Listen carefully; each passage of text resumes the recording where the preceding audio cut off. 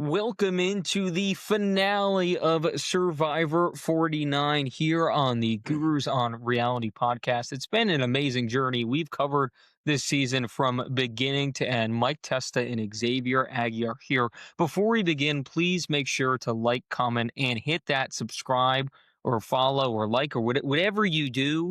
Make sure to do that because we've been killing it with the views. We're just not killing it with those follows and subscribers. So make Hit sure the if you're extra button. seeing this, Yeah. hit the button. I know it's an extra step.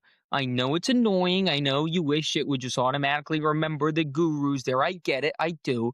But regardless, please go out of your way to do that. But Mike, for 49 finale, we have so much to talk about, and I don't want to waste a second here because right now it is 11:34 on the East Coast, and we have so much to get into. So let's just go right off the top from this episode. We get back from Tribal, and Rizzo is hitting the Millie Rock, which I did not have on my bingo card for tonight's episode, and he's pumped because he realizes he's punched his ticket to the final four, and Sophie's clearly embarrassed about her knowledge is power fail, and she claims that this is one of the worst things that could have happened to her game. But she also makes an assertion that she's the swing vote because presumably for the first time in this entire game, she is looking to make a major move, and that in this case is to Seriously. blindside Savannah. Mike, when she was saying this, I'm not sure I was buying what she was selling. What are your thoughts on that? First of all, and I love Sophie. We'll get to her in a minute, but I'm going to compare Sophie to Laurel of Survivor Season 36 of Ghost Island. She's been making the last 3 episodes we've heard Sophie say, I'm going to make a move. I'm going to make a move. Now we are at Final 5, X. She has no moves to make. As we just mentioned last episode, there are only 2 people left, Savannah and Rizzo, for her to flip on. Rizzo has an idol, and we keep harping on it. They keep making these plans before the immunity challenge takes place. It's like, well, we're going to vote for this person tonight. And it's like, that person might be safe. They might be off the board. Rizzo still has that darn idol that he's been keeping for, feels like 9 tribal councils now. So they keep scheming and planning, and it's like, these plans always seem to backfire in their faces, and I'm talking about, of course, Sage and Christina's faces, but now even Sophie. Sophie's like, I'm ready to flip now. Final 5.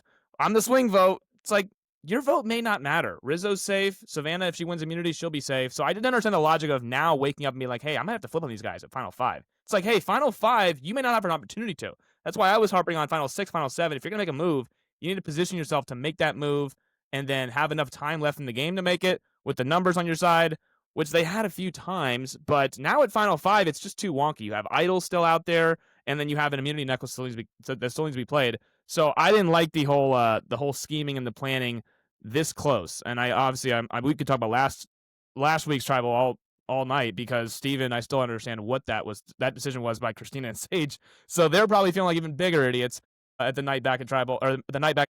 That becomes more questionable throughout this finale because at least last week, Christina was able to make the assertion before she voted out Steven that Steven was the best opportunity to knock Savannah off her perch because of the remaining 4 not named Savannah. None of them have won a immunity Only necklace. Steven. So it was a little bit perplexing that Steven, who was there previously, was voted out, and then the remaining 4 not named Savannah hadn't done so. So the fact that Sophie was even trying to put this in motion to me reeked a little bit of desperation. Perhaps she was just trying to get the wheels turning in case someone else was able to claim that necklace. But regardless, I thought it was a little bit of an interesting move, not as much as a gimmick advantage in the final 5, which you know how we feel about advantages, but this is par for the course in historic Survivor context. There usually is an advantage in the final 5 or final 4 immunity challenge. So I had no problem with that. The way it happened, I thought was a little bit ridiculous. It's one of these running through the jungle comps. It feels like to me every time they do this, they simply don't want to set up a real competition.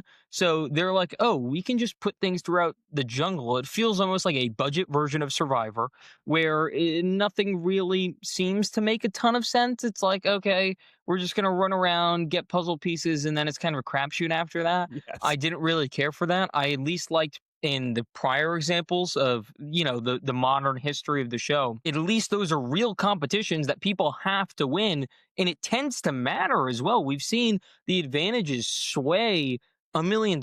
Like, they're that advantageous. But Actually, they used to do one. regardless, They yeah. used to do one where they still did it on the island, but it was more like they put some more effort into it. They had like each station around the island, you go and you count things manually, Right, and exactly. then there's a At code at least the they'd end. have a Yeah, different element. This feels like it was really put together at the last second. They're like, "Oh, we yeah. need to fill some airtime tonight. But let's just do this random advantage." And Rizzo quickly cheats off Savannah, who's carrying this. But Savannah, for some reason, starts to dig. I don't think she really examined the map very well. But regardless, it seems like a free for all. Eventually, Sophie realizes, it's in the tree. She tries to Tua the ball. What I mean by that is throw it into the dirt. Didn't work out in her Very favor, funny. but regardless, she was able to get the advantage out of the tree. So Sophie gets an advantage. And Mike, I'm thinking, wow, surely at the final five, this is a big advantage. Mike, do you wanna reveal what the advantage was? So in this long challenge that they go to, the advantage is at the very end of the challenge, right before the puzzle, she gets to start halfway up the ladder instead of at the very end of the ladder. That's like a 30-second advantage of the challenge. That's gonna come out of a puzzle anyways. It's all gonna come out of a puzzle. It's like a 30-second advantage, maybe. I I mean, just was totally pointless. floored when Jeff revealed this advantage. I thought for sure she'd only have to do like half of it, or maybe would get to skip the mud, which clearly was affecting her. She's obviously a smaller woman, so the amount of mud getting on her really, hindered her mobility. So something like that. No, it's just like moving up half the ladder and not having to have the puzzle pieces. Terrible. It was ridiculous. Add that to the half-baked folder as well. The entire challenge and advantage itself was just ridiculous. And by the way, this immunity challenge here was pretty much a copy and paste of something we've seen last year and notably in 47. It was almost the exact same as what we saw in 47. So add that to our complaints about how lazy these challenges are getting, and not in like the historical, like, this is a classic Survivor comp. That's not what we're complaining about. We're complaining about these obstacle courses kind of just being copy and paste at this point. It's getting a little tiresome. For them, it's easy to make, clearly, because they keep doing it. Yeah, and I'm sure they're able to reuse part of it, and I'm sure that's part of the appeal because everything's about budgeting and whatnot. But Exactly. as a viewer, it just really dilutes the product because I'm like, oh, I've seen this movie before. And the exact same archetype continues to win it. This savvy, kind of agile woman who's good at puzzles. And sure enough, that is Savannah here. She wins it by a very comfortable margin. I thought the effort in this challenge was kind of pathetic, particularly from Rizzo. He kind of just threw in the towel at the end. Everyone was looking at Sav's puzzle, seeing what she was doing. Mike, I understand these people aren't that great at puzzles, but Christ, like, at least give it your all here, especially with what's on the line. It seemed like they were more focused on what Savannah was doing rather than themselves. Did you think this was more Rizzo knowing every time there's a puzzle he's cooked, or did you think it was more Rizzo's safe anyways at Final Five? Why even give it his all? Well, I think Could do both. Sophie, Sage, and Christina were doing the same thing, so they don't really have that excuse. I think for Rizzo, you could argue that at least he's safe. He could kind of punt it, but at that point, why even try the entire time at all? He was leading most of the challenge, so why punt it at the end?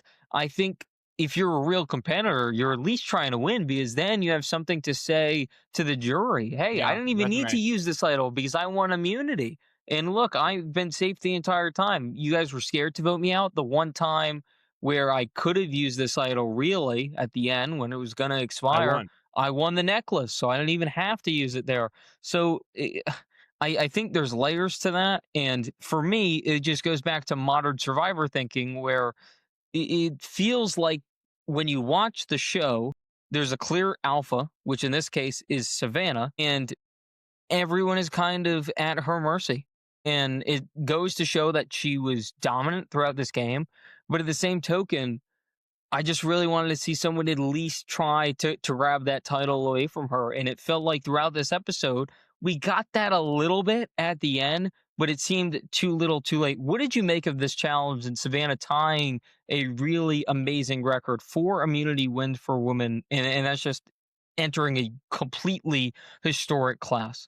Yeah, no, it was impressive. I mean, she's right up there with Chrissy and Rachel and Kim and Kelly Wigglesworth. So, I mean, very impressive stuff by her. Overall, the challenge was kind of built for I mean, again, it comes down to a puzzle at the end every time. And what do we know about this cast specifically? We know that Sophie, we saw in her original tribe of Kella, that's why they kept losing challenges. She and her tribe mates were not good at puzzles. Well, she's the last remaining Kella member, and her puzzle skills have not improved since then.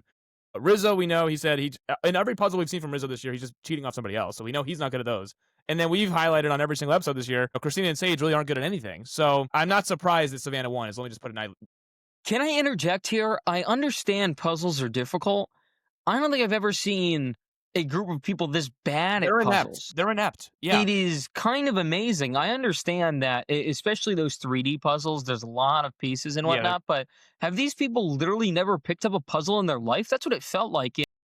As you mentioned, with these challenges, it felt like a foregone conclusion. Every time we saw those puzzle pieces on the ground, we know at least 80% of the cast had no chance of doing anything. Yeah, well, again, and I watched the challenge, which is their puzzles are a little bit different from Survivor, because Survivor, it's mostly just it's pieces, and it's like one piece left, two pieces left. So the challenge does more of like these tanagrams and almost like these challenging puzzles that you have to figure out. And I would almost wonder if Rizzo would be better at those, because he seems like a smart kid, but when it comes to just putting a puzzle piece next to something, he, for some reason, can't do that, and he's incapable of doing that. Are we going to get to Christina's performance in this challenge and how clumsy it was, or are we going to skip that? I was going to skip it, but I feel like we have to talk about it because we made some serious allegations on our last podcast that went fairly viral across social media, where we were putting Christina in the woke category of the worst player of all time. Now, I will say, there are 49 completed seasons now of Survivor. The worst of all time is almost impossible to articulate. There are so many terrible, terrible players, and you can define it for multiple reasons. You can say the first person out has to be the worst. Sure. You can say a goat-esque person is the worst. Sure. There's all these criteria. Christina, regardless of what verbiage you want to use, she has to be on the short list. That's all I'm saying. I'm not saying she's won. She is on the short list. And this challenge kind of proved exactly what I'm talking about. In the middle of the challenge, she just kind of taps out. She's just done. Even in the advantage prior to that, when they were running around the island, she just kind of tapped out and she was done. And that's kind of the story of Christina throughout this season. When the going gets tough, she kind of just taps out. That's it. She's done. And throughout this challenge, the fact that she even made it up to the last level to do the puzzle, I think shows something. I appreciated that she was able to get that far. But between the falls and the whining and the complaining, and I understand she's not the most athletic person, and I truly understand that, but we've seen less athletic people on the show give a little bit more effort and try a little bit harder. I think Christina is really the epitome of the woe is me kind of person, where everything is just going wrong and everything's against her. The universe is just against her. And by the end of tonight, I've never been more over a single contestant that wasn't like actively racist or homophobic or sexist or something. Yeah. Statistically, Francesca is the worst player in the history of Survivor. But you can talk about the social aspect. Some people are just like sort of bad people and they get kicked off because they're just not, this is not the game for them. Christina is, for all accounts, a lovable person, a very nice person. So I have nothing to say about her bad personally. But this game is not for her. This is not a game for her. And this challenge was a complete mess. It's at 3 different occasions I was like, is Christina okay? Like, she's falling down. Like, again, my aforementioned quarterback falls down sometimes. It's like, what is she doing? She looked completely drunk. It was completely clumsy. It was another bad episode for Christina. A laundry list of bad episodes for Christina now. But that was like the most important. That was like the most audibly I reacted in the challenge. I was just dying laughing at this performance by Christina because I mean everyone else was either doing the puzzle or failing to hook the rope, but I'm looking at Christina. I'm like, what is going on here? So this is like the funniest part of the challenge was Christina. I'm like, I had my eyes on her the most for some reason, even though she had no chance of winning it. Just because they kept showing her they kept cutting to her. The camera kept being like, oh, here comes Christina down the little ladder here. And have you ever seen anyone get hurt on a slide before? No, I know. By the way, for my Massachusetts people, there's a video, Mike. I don't know if you've ever seen this. I believe it was last year. There's a Boston cop, and there's a metal slide in the city, and the cop went down and he flew down it, and it was a big deal around here, and it went mega viral, and people were going down that same slide because of how metal it was. It just kind of shoots you out at the end, and it doesn't give long enough of a runway at the end, so you kind of literally just jot out. That's a little bit different than this, where it's just a straight slope. I've never seen anything like that before. And in sports, they tell you all the time, like, falling is a skill. you have to learn how to fall so you don't hurt yourself. Stina fell like she's never fell in her entire life, like a toddler. I was gonna say, I yeah. couldn't believe it. Yeah, it Like was like her a baby arms that behind her. What are you doing? Like that's yeah, an you obvious way to get injured. So I was over it. I don't have much else to say on this we can besides the fact that I am just so over the archetype of woe is me. This is my favorite show for my couch. Like I'm done with that. You have to have some acumen. You don't have to be super athletic. You don't have to be super cunning. You just have to do the bare minimum. And time again, I felt like Christina did not meet that expectation. yeah, no, I mean, again, this is we can move off of Christina, but I mean, it's almost like a toddler whenever you see those water slides and they're like, "Hey, just fall down," and you know, it's like it's fine, it's totally safe, and she just not did not know how to fall. Clearly, that was bad. But we can No, move off Christina. yeah, please. And as we mentioned, Savannah won, joining a illustrious class of women. But when we get back to camp, it's a real debate, which I didn't think was going to be a thing here. I thought this was obvious. Get out Sage. She's a little more tied in with the jury. But when we get back to camp, it's clear that everyone is concerned with Christina's fire making ability. And this is one of those things, one of the editing quips that we've had issue with Modern Survivor with. We've seen Christina kind of do some fire stuff throughout the season, but it was never really known as common knowledge that she is this fire chief all season long. So, regardless, all of a sudden, this is a real thing being planted upon everyone that Christina is an electric fire maker. She will just beat everyone in that. Sure. I mean, whatever. And Sage again, the jury management. It's a real debate here, which I wasn't expecting. You seemed confused when I said that. Did you think this was an easy vote to get Christina out, or were you talking about more when you had the hindsight of Christina being the master firemaker that When I became more figured out that obvious? people thought that she was really good at fire, I became, "Oh, yeah, this is a real debate." Like, first I thought, "Okay, they'll vote Sage out." Then when I heard that Christina's, like, the best of the 5 left at fire, I was like, "Okay, well, then you gotta vote Christina out." Because at this point, there is only one tribal left of voting, and this is tonight in this case.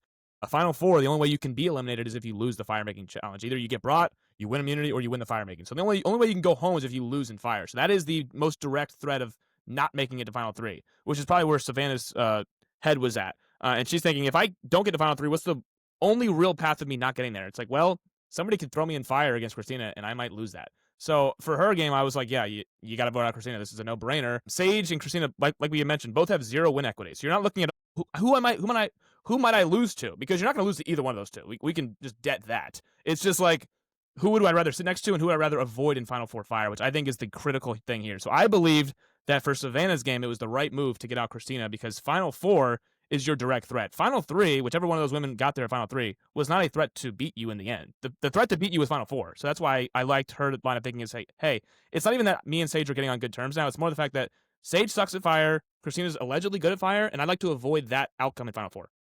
I said this watching the episode, and I remember texting it to you as well. If you're just looking at both women, Christina and Sage, the best trait that any of them have seemingly is Christina's ability to make fire. I was never really concerned with Sage's ability to win over a jury, and we'll get to that later. But I was more concerned with, can Christina kind of weasel her way to Final 3? If she's able to take out a big player like a Savannah, like a Rizzo, would that really Do what? help her trajectory? Do I what? didn't think so, but weirder things have happened, right? And especially with this jury, they were really tough to read for me watching these episodes. I don't really know where they stood, but regardless, we understood there was a clear hierarchy of who could win and who Let me wouldn't. just But the clarify. only one, Let me just clarify. You're not all I saying wanted that to say Christina is could the win only the one I game. think could throw a wrench in that really was Christina's ability to make fire. Okay, well, but you're not. Let me just clarify. You're not saying that Christina had any chance of winning the game, right? No, no, Even if you not at took out all. Savannah and I think Fire. she had a chance to knock out someone meaningful and maybe pick up a jury vote or two because of that, and then she'd get second place. Oh, okay, so they passed to second. Was that okay? That makes sense. I think the path to second was there, given how many friends she had on the jury. I think when you get to a point like that, people want a reason to vote for you at that point. And in this cast, it was very obvious they were just begging Give me for a reason something. to vote for you, like an Yeah. alternative to Rizzo and Savannah. Really, that's what it felt like watching it anyway. So if she was able to knock one of them out, doing fire, doing something, like a move on her resume, if you will, I think that could have led her to second place, even though that's not what you're playing for. I still think that could have really ruffled some feathers, obviously, given that the Tres Leches here had all the power and we're running things here. Yeah, no, I think for Rizzo and Sophie's game, the other part of that trio, I think for their game, they should have voted out Sage. There should have been a 3-2 vote. Really? Sage should have gone home. Yes, because now you have two things that work for you. A, Savannah's on the wrong side of another vote. She was on the wrong side of the Nate vote, and she would now be on the wrong side of this vote. She said, I can't write Sage's name down. Well, that doesn't work for me. Me or Sophie. I think they were both concerned for the same reason with Christina, though. I think both of them realized if Savannah wins the Final Four immunity necklace, she can only pick one of them. The other one will go to Fire. I assume that was the rationale, and Yeah, I but think that's fine. it's another scared way of playing, which at this point they've all played scared the last. Well, 6 yeah, that's the when I made They're the comment worried too about little, too late. That's something. kind of what I'm talking Yeah, about. the last 5 tribals, they've been worried about something. It's been Rizzo's Yeah. title, it's been the threat of Savannah winning something, or it's been Steven's really good at the end. Maybe we gotta get him out. They're always scared of some impending doom. So of course, Christina's fire making challenge now is what scared them the most in this scenario. It's just hard to split hairs here when the win felt inevitable, and whether that was Savannah or if she was somehow taken out, Rizzo was right there ready to claim it, I believe. Right. So it just felt like everything was too little too late. You might as well just stay the course here. And of course, Christina does get voted out. And that is a big deal because now the Final Four, 3 of them are this trio that started from the bottom. Now they're here. They said it about 18 times throughout this episode. I was so tired of hearing it. But regardless, the sentiment remains true a lot of anyway. Drake. By the way, at Final 5 Tribal, just to put a pin in Christina and Sage, because there was some feud going on. It was a little bit of a cat fight at that Tribal Council. I mean, Christina and Sage, they were going at it a little bit. First of all, they both suck at the game, but it was kind of funny how they're both explaining as to why they suck more than the other person. They're like, hey, Christina was like, hey, you and Juwan, you weren't as dumb as you're thinking you are here. You were a part of every vote. Even when Juwan got blindsided, you forced me to play that idol on Steven incorrectly. By the way, Mike, you know who that comment benefited? I don't know. Savannah and Rizzo. Yes. Well, everyone besides, I was going to say everyone besides 100% benefited Savannah and Rizzo for the fact that they were able to convince Sage that that was the right thing to do. Right. No. Christina's entire thing is like, I suck. And she's not wrong when she says this. Because she's basically just. We agree. We agree that you suck. But First time all season, we agree. Yes, she's making her case as to why she sucks more than Sage and why she should stay. She's like, hey, look how stupid I played. Mike, can I give you one of her bullet points that I write down? Well, Sage got hugs after a comp. Sage got hugs. So therefore, she is more ingratiated with the jury. She's more ingrained with the jury. And I'm just Christina. I didn't get these hugs. Are you kidding me? I used an idol on my day 1 and then voted him out two tribals later. That's what I did. I'm not. And Sage is saying, wait, that was not a game. That was all personal. You can't do that. And look at how you're talking right now. Sage uses the other thing. She's like, Christina, you're such a good talker. You're so good at fire. She's like building up Christina. It's like Christina sucks. But like Sage is making out like Christina could just wipe the floor with everyone at Tribal Council because she's such a good speaker. And Sage, and again, if she's right or not, I don't know. But apparently she's good at fire and apparently she's a good talker. Sage is like hyping up Christina. Christina's hyping up Sage. They're both not good players, but they're basically just saying, hey, I'm a little bit worse than this other person here that I'm trying to stay in the game against. And it was just a hilarious little, like, they're the only 2 people talking at it. Like there was like 10 minutes of Tribal where it was just those 2 going at it, just like a tennis game, just like back and forth. And Rizzo and Savannah and Sophie are just like mute the entire time. They're like, well, we're going to vote one of them out here. It doesn't really matter who it is, but it was just who could be more self-deprecating, and clearly that was Sage because she was able to skate through. And then we get to the Final Four, and we basically get right in to the immunity challenge here at the Final Four. Similar vibe to the Final 5 one, a little bit different. Yeah, I like this one a lot. At least there's a table maze at the end. I think there was a lot of different elements. I wish they did something that they used to do quite often, where it was kind of a collection of all the challenges throughout the season. You do kind of that at the end as one kind of like homage to the entire season. That would have been fun. But because we copy and paste these challenges consistently, it would just look like all the same every year. So regardless, I at least could appreciate that this was a little bit different. It looked like this was Savannah or Rizzo's to lose for the longest time. Both were leading the pack throughout. Sophie was really lagging behind, and then all of a sudden we get to the table maze, and there's only like, I want to say like 8 pieces to this.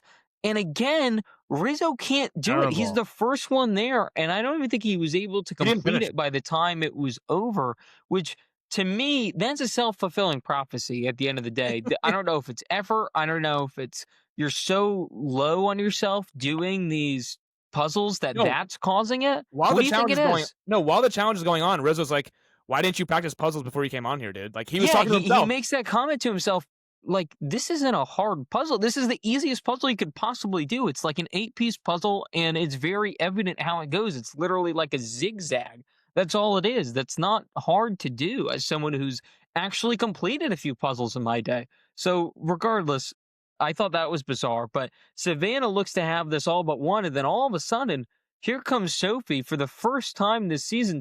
Sophie, when she's lagging behind, is able to actually come back, does the table maze portion in like 30 seconds, it felt like, between putting it together and actually getting the balls in her slots. And she is victorious. She kind of snaps the reign of Savannah here. This incredible streak Savannah's on. She would have been company all by herself. Instead, it's Sophie with a dramatic comeback victory. And what did you make of this? Because I thought this was the first time in maybe 2 months there was an interesting wrinkle in Survivor 49 of what was Sophie going to do? Was it going to impact the finish of the game? We both said last week that Sophie really didn't have a great chance Uphill after battle. the knowledge is power debacle, but I texted you when she won this. Could she at least explain that away? Could she at least cause enough reasonable doubt with add this immunity necklace to it to at least kind of cobble up together a decent enough resume to compete with particularly like a Rizzo, for example? No, well, first, before we get to the challenge, we have a 22-minute delay. Survivor Presidents is the next theme of the season. for See, I me. was just skipping over that, but yeah. But you were wondering what season 51 would be. Survivor Presidents. They're all going to be on the island and someone's going to win. But no, we get to the actual challenge. I think it's a pretty fun challenge, actually. I think it had a little bit of everything. Agreed. Finally. Agreed. We had a little bit of everything. We had some balancing. We had some puzzle building. We had, again, at the end, we had a ball maze race there at the end, which, of course, Sophie wins. Yes, she wins the challenge. And at this point, you think that she has a legit shot of winning the game. I think this is way too little, way too late. So I think Final 6 was her move to make, and it blew up in her face. Final 5, she's talking about flipping. If she's able to pull off a 3-2 flip, because she was the middleman in that scenario, and gets out a Savannah, then she has a legit case. Because then you win the Final 4 immunity. You could even throw Christina in that challenge instead of Sophie still wins the challenge. Then you have a legit case. You can throw Christina against Rizzo in Fire. Christina likely beats Rizzo. Rizzo wasn't doing anything tonight in Fire. We'll get that later. But then you have a real chase. You have a Final 3 of Sage, Christina, and Sophie. And that would have been how she pulled off an unbelievable uphill battle. Because at the last week's episode, we came on here and said it is going to be really tough for her to win. The only Final 3 path that she has of sitting next to 2 people that she can beat is Christina and Sage, and she has to do it in a way that's going to be very difficult because Rizzo still has the idol, and the person who's the odds-on favorite to win at Final 5 is Savannah. So if she was going to flip, it would have to be Final 5, getting Savannah out with Rizzo's idol still being there, and then making sure she wins the final immunity, which she did, and then making sure Rizzo goes home in Final 4. So there was a lot of things that had to happen, and once the Final 4 was set, and it was Rizzo, Savannah, Sage, and Sophie, I called the race. I was a little early to it, but I was like, this race is over. Sophie really can't do anything to win this game other than, and this is, I think we're going to spend some time on this. Could she have, after she wins, this is what I thought she should have done, thrown herself in Fire and take out Savannah? That's what I thought. That's what I think she should have done. Yes, and I think it would have won her the game. And for me, Hail Mary. I can't believe she didn't think of this because I understand even if you get second, you get a lot of money, but the gap between second and fourth money is far, far smaller than the gap between first and second money. That goes without saying. So I think if it was me and I was a little bit confident in myself, I'd say, hey, I understand right now I don't have a winning resume. How can I improve upon that? The only way I can really improve upon that is taking destiny in my own hands, kind of throwing Rizzo to the side and allowing Sage to just be Sage, okay? And taking out Savannah myself because I'm not sure if the jury sarcastically didn't like Rizzo or just genuinely were disdain with his antics. It was really hard to tell tonight. I Gage. think it was a little bit more sarcastic. I think they actually did respect him and thought it was more goofy and harmless than anything.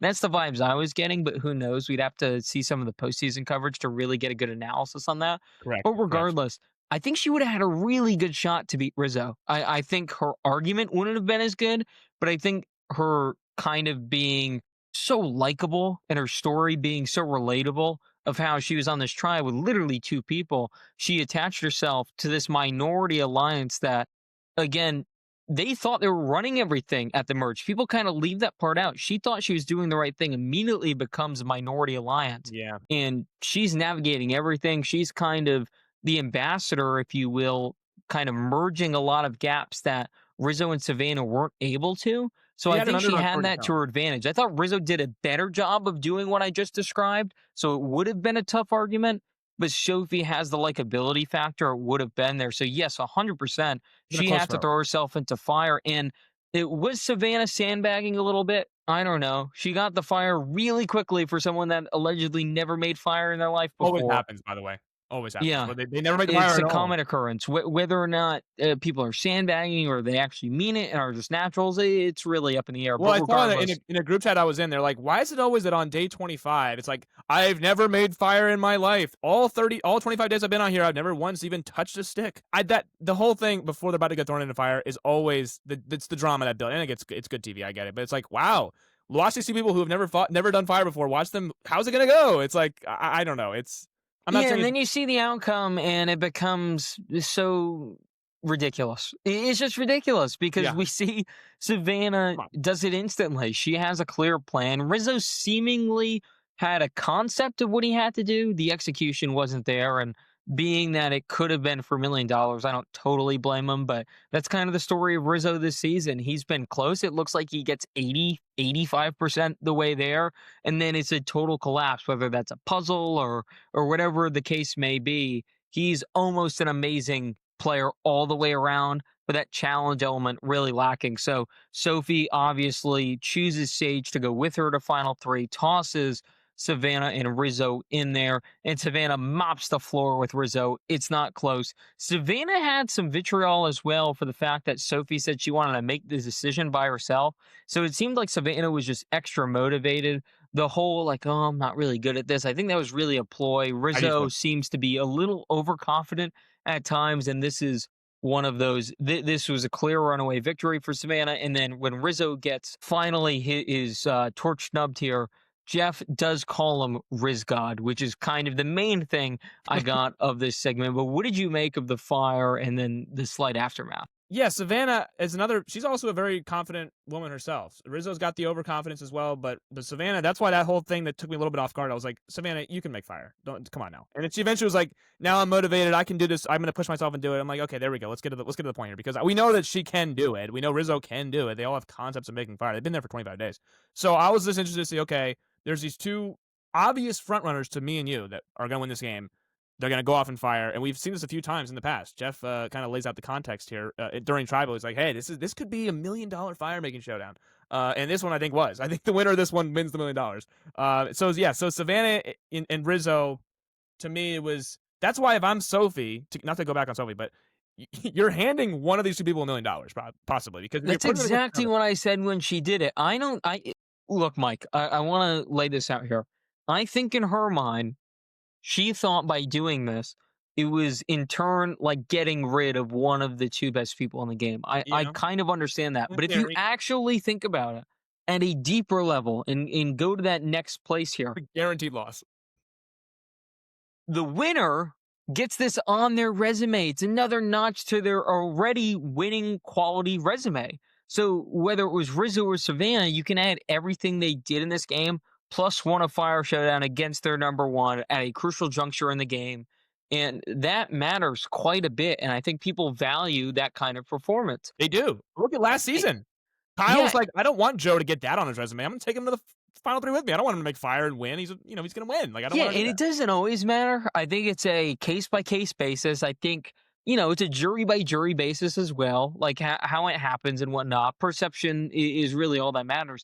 The perception here was this was Savannah or Rizzo's game. So just handing them another opportunity is just kind of putting that final nail in the coffin, if you will.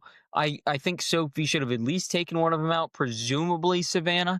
Even if it was Rizzo, that would have at least been something, right? But the fact that she sat back and watched Savannah do it again in dominant fashion, it's not like she struggled either. The way she won this was the best that could have happened It's in this basically just another. situation. It's another challenge that she won. She didn't win the final immunity, but she wins another. Yeah, but Mike, challenge. it's style points too, and it's a sports thing, but it means more when you win by 30 as opposed to winning by 3. She won in decisive, dominant It wasn't fashion. close. Her rope was literally burned through the entire thing before Rizzo even had a Had a flame flame. up to like his fingers. It was ridiculous, and that's kind of the season as a whole, Savannah is Her on a running away with it. different plane from everyone else, and that's kind of what we're getting Well, here. But that's why. regardless, But here's the thing: if Sophie does it herself and goes in there and beats Savannah, say she has a final three. Because my thought process, like I said, I called the race over at Final Four. I thought her only winning combination was her, Christina, and Sage. But in this case, let's play hypothetical here. It's Sophie, Rizzo, and Sage in the final three. I think we texted this both, and we both agreed. So, Sage and Rizzo could split votes. They're both kind of fighting for Jawan's vote. They're both kind of fighting for MC. Like there's way or not MC. MC was gonna vote for Sophie, but there was kind of like Steven. I Like don't know. In her confessional, she said she was leaning one way, went the other. Even Christina, I think, was a true wild card. I think if yeah, anyone really. gave her the right answer, she's so emotional, right? She was just going to vote for them. I think maybe Nate isn't as receptive to Rizzo as we thought. I think he was really connected with Savannah, and Rizzo was Easy just Savannah there. vote. Easy Savannah vote. Perhaps he would have been a little bit more honest in his approach as like a fair rubric of assessing this. It's kind of impossible to tell. Even like Alex. Like Alex ended up voting for Savannah tonight. Would his vote have changed if like Rizzo, Sophie were there? So it's just things Yeah. like that you have to really take into consideration. I think Sophie really did have a chance if Savannah wasn't They did. there based off what we saw tonight. So I think it's a really big missed opportunity. But Mike, I wanted to bring up this point. First all woman final three since San Juan del San Juan del Sur, Sur, yep. season 29. So 20 seasons ago, that's a big deal. Props to these three. Two of them really, really deserved it. In Sage, not the best player, but, fine as far as a GOAT is concerned, I suppose. Like, not offensively bad as we once called her. Think you know, she was adequate, less than adequate, but Okay, no. she was a Survivor player. She at least thought she was doing something, and that I can appreciate. Christina She had no idea what she was doing, so that I can't appreciate. But Sage is a fine, below average Survivor. she is Nora from season 39. She is a zero. Oh, I guess she got one vote. I shouldn't say that. But she's a third place. She's a third place finalist. She's a third place finalist that really never had a shot at winning the game. Very emotional player. Very crazy. Very erratic. She was a Survivor player that you'll see in the 39-ish post new era that we're There's a living in. chance she gets brought back. There is a chance. As far as like chaos, I think she had this weird kind of like anti-hero status online. Like when we were talking about Sage being a bad player, which is still true, by the That way. is true, by the We way. were getting some flack online for it. So she has a cult clearly following. has a fan base, my mother being one of them. So I think, people kind of like the quirkiness, but this was a rough episode for Sage, and it started at the final tribal council, which is where I want to transition to here, because that last like big breakfast thing, nothing really happened there. So let's get to final And you tribal didn't get anything here. of that. They show the jury now, like in these, menacing ways of like, here's who I think should win the game, and they give us a little bit of insight to the jury that I do like a little bit because we don't really know what the jury's thinking. So they give us a little bit of like some snippets. I don't like the way they do it though. I wish it was more authentic. I wish it was more like the Big Brother style where it's kind of a roundtable discussion. Yes. And you have a moderator and they're tossing questions. Like that would be a great, you know what? I'm going to save Boston Rob for later. Let's just throw in Tyson. That would be a great thing for Tyson to do. Come back every year and just kind of moderate that, kind of make fun of the people They're a little sitting at bit. Ponderosa like they do in Big Brother, and they have a bit of a chairs set Yes, up. do something like that. These over edited, garbage segments that, like you said, it's a little bit of an insight. I agree with you, obviously, because But not they, much. they say some things that, sway one way or the other. But at the end of the day, it's all just one big teaser, and that's not really what we want at all. We want a little bit more because we want to have a gauge of this is where they are now, presumably at Ponderosa, and this is where they are after final tribal council. How much did their opinions change? Did anyone's opinion really change? Did someone say, I'll never vote for this person, then vote for them? You want moments like that. I think that is far more interesting than kind of like the beginning of Sunday Night Football where they're doing a promo. It felt really bizarre and over edited. I didn't like it, but let's transition to that final tribal council because Sage, right off the top, tries to reinforce that her emotions were a strategy. I've never heard anything like this in any reality television show I've seen. So her sloppy emotions, her inability to kind of stay within herself. By the way, Sage cries like 15 times throughout this episode. I don't think that's part of your strategy, Sage. I'm just saying, were all these moves you made out of pure emotion True. strategy? She's claiming, yes, but this is one of those things where your actions don't match your words. And this is such a gross example of it because who is she fooling here? Even the people on her side can at least buy into the fact that she's emotional. They can at Yeah. least understand that. That's part of the reason why she was endearing to so many people. So why not lean into it? The fact that she tries to go this I was super calculated route. I was kind of playing underwater chess this entire time, and you guys were falling for it. No one was buying it. It was super inauthentic. It just wasn't true, by the way. So there's No, that. that's the And thing. no amount of military background will make that true. It doesn't matter what you did prior to. You were on the island for 26 days. She could have said that she was like Oz the Mentalist and she could read everyone's minds. It doesn't matter if that was true either. The fact is, they were in the island with her. They saw her emotions. They saw her reactions. They know they were genuine. And every ounce of evidence supports that as well. So, Mike, we were complaining about this the entire episode that we couldn't believe she went this route. What was she thinking here?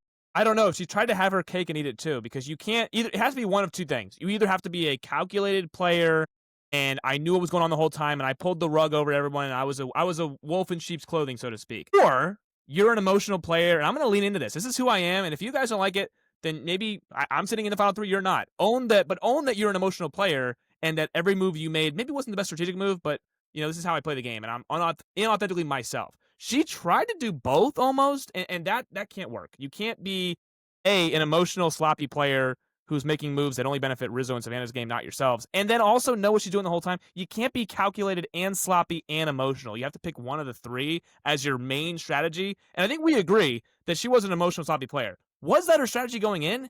If it was, then More please. power to you. Well, yeah. Well, first of all, if it was, please lean into it. But B, if it was, I don't think that wins Survivor very often. So I don't think that was the course of action to take. So Like never win Survivor, actually, like ever. no, not really. Do you have a good example? I'm trying to think. I don't. I'm thinking of the other way, actually. Like Natalie comes to mind, where you just kind of par the course so much that you let the other person kind of deconstruct and kind of blow themselves up, if you will. Like Okay. you can do that strategy. I don't think you can do the opposite of that, where you're so emotional, you care so much, allegedly care so much about everything, and that wins you the game. Because again, at one point, the jury's looking around like, if you cared about us so much, why didn't you get all of us out? Yeah, we And were on your side. here's the bigger thing that no one brought up. Numerous times, it wasn't just confessionals, it was oftentimes other people. Sage's mission statement was, I want to get Savannah out, period. That was it. That's all she wanted to do. Who's on the side of her? It's Savannah. So if she really was so calculated, surely she would have put her emotions aside to get Savannah out the 2 times she was vulnerable, right? Okay, well, here's the thing. And we talked about this off air last week, I believe, when you had just finished watching Heroes vs. Villains, Sandra. And Sandra's whole thing that season was, I want Russell Hantz out of the game. The issue in that season was Sandra was actually trying to get Russell out of the game. It was the other alliance that she couldn't flip. The ones that are the heroes, she could not flip any hero to vote out Russell. Rupert was like, hey, let's do an all guys thing. Candace was like, I'm scared. And it didn't work. Sage says she wanted Savannah out the whole time, yet the moves that she's making are indirectly or really directly. She always had the numbers. She could have done it. When she had the chance to vote out Savannah, she voted with Savannah instead. The time And she was even in vulnerable. Heroes versus Villains, you could argue Parvati played the best game because of the preconceived notions about her heading into the season and what she has to deal with, being conniving and this type of character. And Sandra was able to kind of lean into the fact that she was trying to get these people out, but they didn't listen.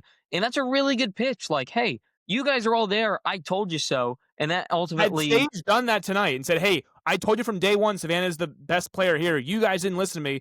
But she couldn't make that argument because she No, she couldn't make that argument whatsoever. So that, to me, kind of took the legs out of anything Sage was trying to do this entire time. If she leaned into the fact, like, oh, I actually liked Savannah this entire time. I was trying to play it off like I didn't. I wanted her to be my shield, and I wanted to kind of hide behind her. Maybe that changes a little perception because I don't think either of us have brought this up yet. This, on paper, is a pro-Sage jury. This is a really Sage-leaning jury. So if she's able to just kind of muster something, There's a chance, especially the way Modern Survivor, the votes are cast, there's a chance a lot of people don't vote objectively anymore. No, that's true. So there's a chance she could have kind of snuck this out and done something, at least made it interesting, right? Yes. But she takes herself out at the legs immediately. Well, in Survivor 47, we have another scenario where the person sitting next to somebody was like, "Hey, my objective was to get them out." In this case, it was Sam and Rachel. Sam was sitting next to the one person he really was trying to get out the whole time, but he couldn't because either she had an immunity idol in her food, or she avoided the Operation Italy with immunity necklace, or whatever it was. He couldn't get her out, but at least he was trying to get her out when she was actually vulnerable. Yeah, she just had an idol every time. And like, even though that was a definitive vote, that entire jury made was it like, interesting. hey, if he had like just a slightly better resume, we would have voted for him. We just thought it was a little tiny bit too late, but we actually had to ponder this. And Sage, you could argue, had a lesser resume than Sam, and It was a Savannah had worse a team. pretty equal resume to Rachel. But Sam didn't have the jury in his pocket, presumably, that Sage had tonight. So They were Sage had that anti-Sam. massive advantage. Yeah. And we talked about it a few times. She just had to make a viable argument, and then she would have had a chance. Whether she deserved it or not is kind of irrelevant. It's just the fact that the jury thought Savannah was a little bit too cold in her demeanor, clearly. And Sage was, oh, she was crying all I the wanna time, get to that. emotional. They really vibed with that. If you didn't believe me that the jury thought Savannah was a little bit too cold with her demeanor, Christina, and this made my blood boil. Speaking of things that make your blood boil, Christina asked We're not done with her. Savannah to name a family member of everyone on the jury. And I texted you immediately, and you didn't quite get it at first, but I explained No, it wait, what? afterward. Could Christina even answer that question herself? Could she name a single family member for everyone left in the game? And you replied, well, she doesn't do anything anyway. So I think all she talks about is other people's family, which you know, I don't know. kudos for that answer because I agree with it. But regardless, Savannah can't do that. It's a ridiculous question. I was just thinking in my own life, like there are some people from college, especially early on, I would talk to like 4 or 5 times. I couldn't remember their name at all. And it had nothing to do with whether I cared about them or not. It's just when you're meeting so many people, particularly like a college setting, you're just going to forget some people's names. So now go even a degree further than that and you talk about their family members, like, no, I that hated that this. is implausible as it is. Also, if you're focused on winning the game, you're thinking about the game more so than everyone else's family. You're not out there to make friends, Mike. You're out there to win $1 million. And sure, there are Christina was not out there to win $1 million. no, she wasn't. But there's going to be people you like and you want to connect with, which is clear for Savannah. The people that she liked throughout the game, that she mentioned she liked throughout the game, shocker, she was able to remember their family members. The people she didn't really like, that she didn't connect with, shocker, she couldn't, which is how life works. That's how life works. If you meet someone you don't really like them, you're not going to remember their life story. If you meet someone you really like them, you're probably going to be more apt to remember key details about their life, like their partner, or mother, or son, or whatever it may be. So this was supposed to be a gotcha question, but as someone, I wish it was hanging behind me, who has a degree in journalism, this was a stupid gotcha question. It just was. It was irrelevant, and I actually think it didn't have the intended consequence that Christina wanted it to have, because Savannah was able to name enough people's family members and kind of explain away the fact that, like, yeah, I can't remember. Neither do probably half the people up there next to you. It's a little bit ridiculous. And even the members of the jury seem to roll their eyes at this and be like, seriously? Like we wasted a question on that? Yeah. No, I'm okay. over that. Sorry for the rant. So a lot of people liked this question on the Twitter feeds and in the Survivor space. Well, because it Here's was messy, Mike. That's why. They liked it course. because it was messy and it was a Drama. good moment. I get it. I do. Yes, But but I think Christina's intended thing here was she wanted to gauge Savannah's social game. How well did she connect with human beings on the island? And that is fair. However, and they did this similar to in Survivor Game Changers 34 when they asked Brad Culpepper, and I like this question more than I liked Christina's.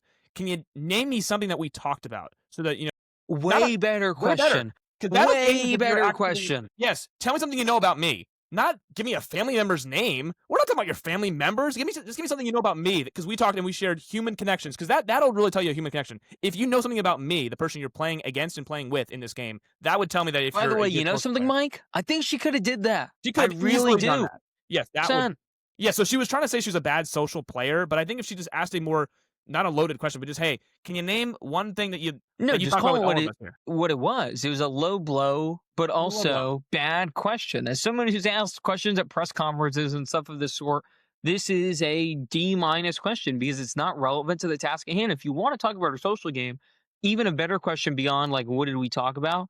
Maybe say something along the lines of like name one thing I tried to accomplish in this game.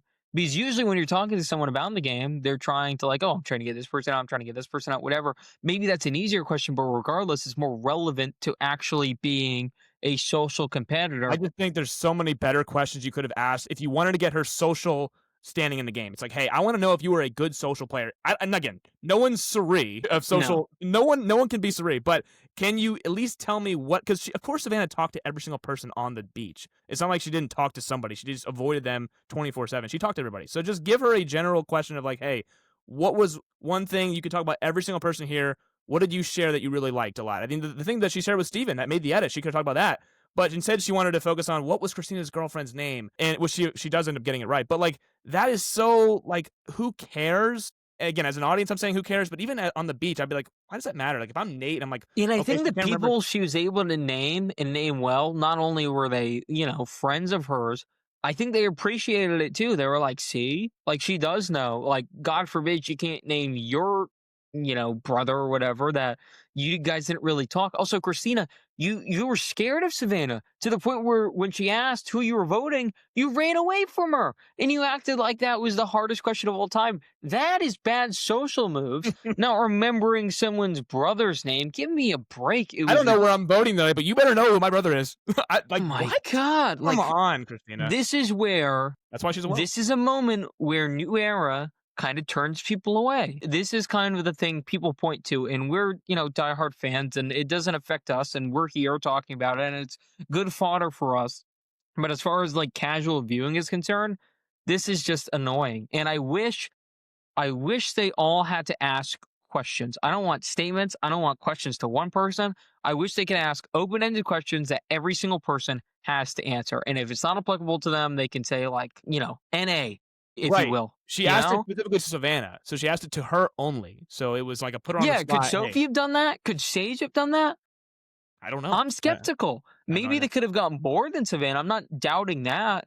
But, and also, couldn't this just be a little memory based as well? Some people don't have as good as memory. I know that sounds a That's what little she bit was saying. silly, but She was like, I can't remember right now what the name was, but of course we were talking about like I brought up her name yeah, before. we're at Final Tribal Council. I prepared a speech. I'm trying thinking to of my win speech. this game. I'm not thinking about your cousin. Like, what is Like right going on now. here? Oh, on the after show, I probably will be able to tell you right now, but I'm thinking about the game, and you're taking me off the game to give me a quiz, like a pop It quiz. felt personal. It was a pop quiz. It really did, and it blew up in her face. So that's all that matters. But Savannah's next kind of moment is when she gets a little snippy with Sophie for cutting Yeah. Rizzo. She's like, "Well, you threw me and him in the fire," and that to me is not a social move because I was loyal to the soil and I was committed to bringing us to the final three. But I don't want to forget anything. But I thought this had to be mentioned where there's a question. I can't remember who asked it off the top of my head, but they want to know everyone's best strategic move. It was Nate, actually. I do remember. See, Yeah, I watched. memory is tough in the moment, but if you give it a second, It'll you pop. can do it. Yeah. Shout out X. But regardless, Nate wanted to know a strategic move from everybody. See, a I good like this. question, a Yeah. competent question from my guy Nate.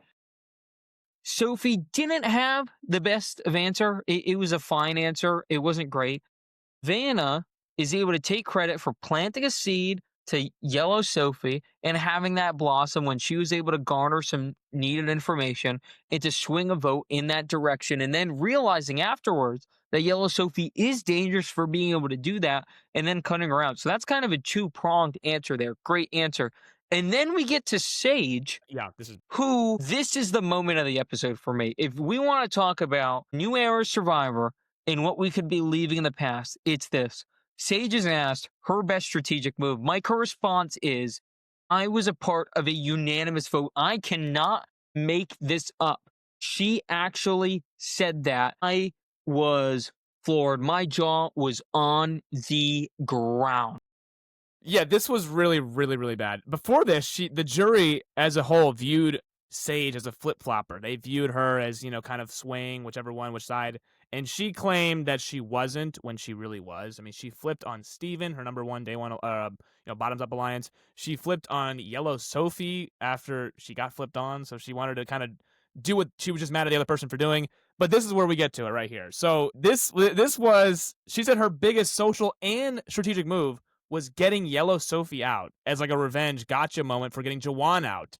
And the whole jury corrects her immediately. Sophie's like, well, I was voted out 6-1, so clearly everybody thought that they got about it. Was that really you who got me out, or was everyone just thinking I was a huge threat? And she's like, yeah, that's bingo, hello. But she's on a majority vote. Well, It's in a way, unanimous Mike, vote. it's also her worst strategic move It by is. being so gung-ho on trying to get Yellow Sophie out and falling in line with everyone else.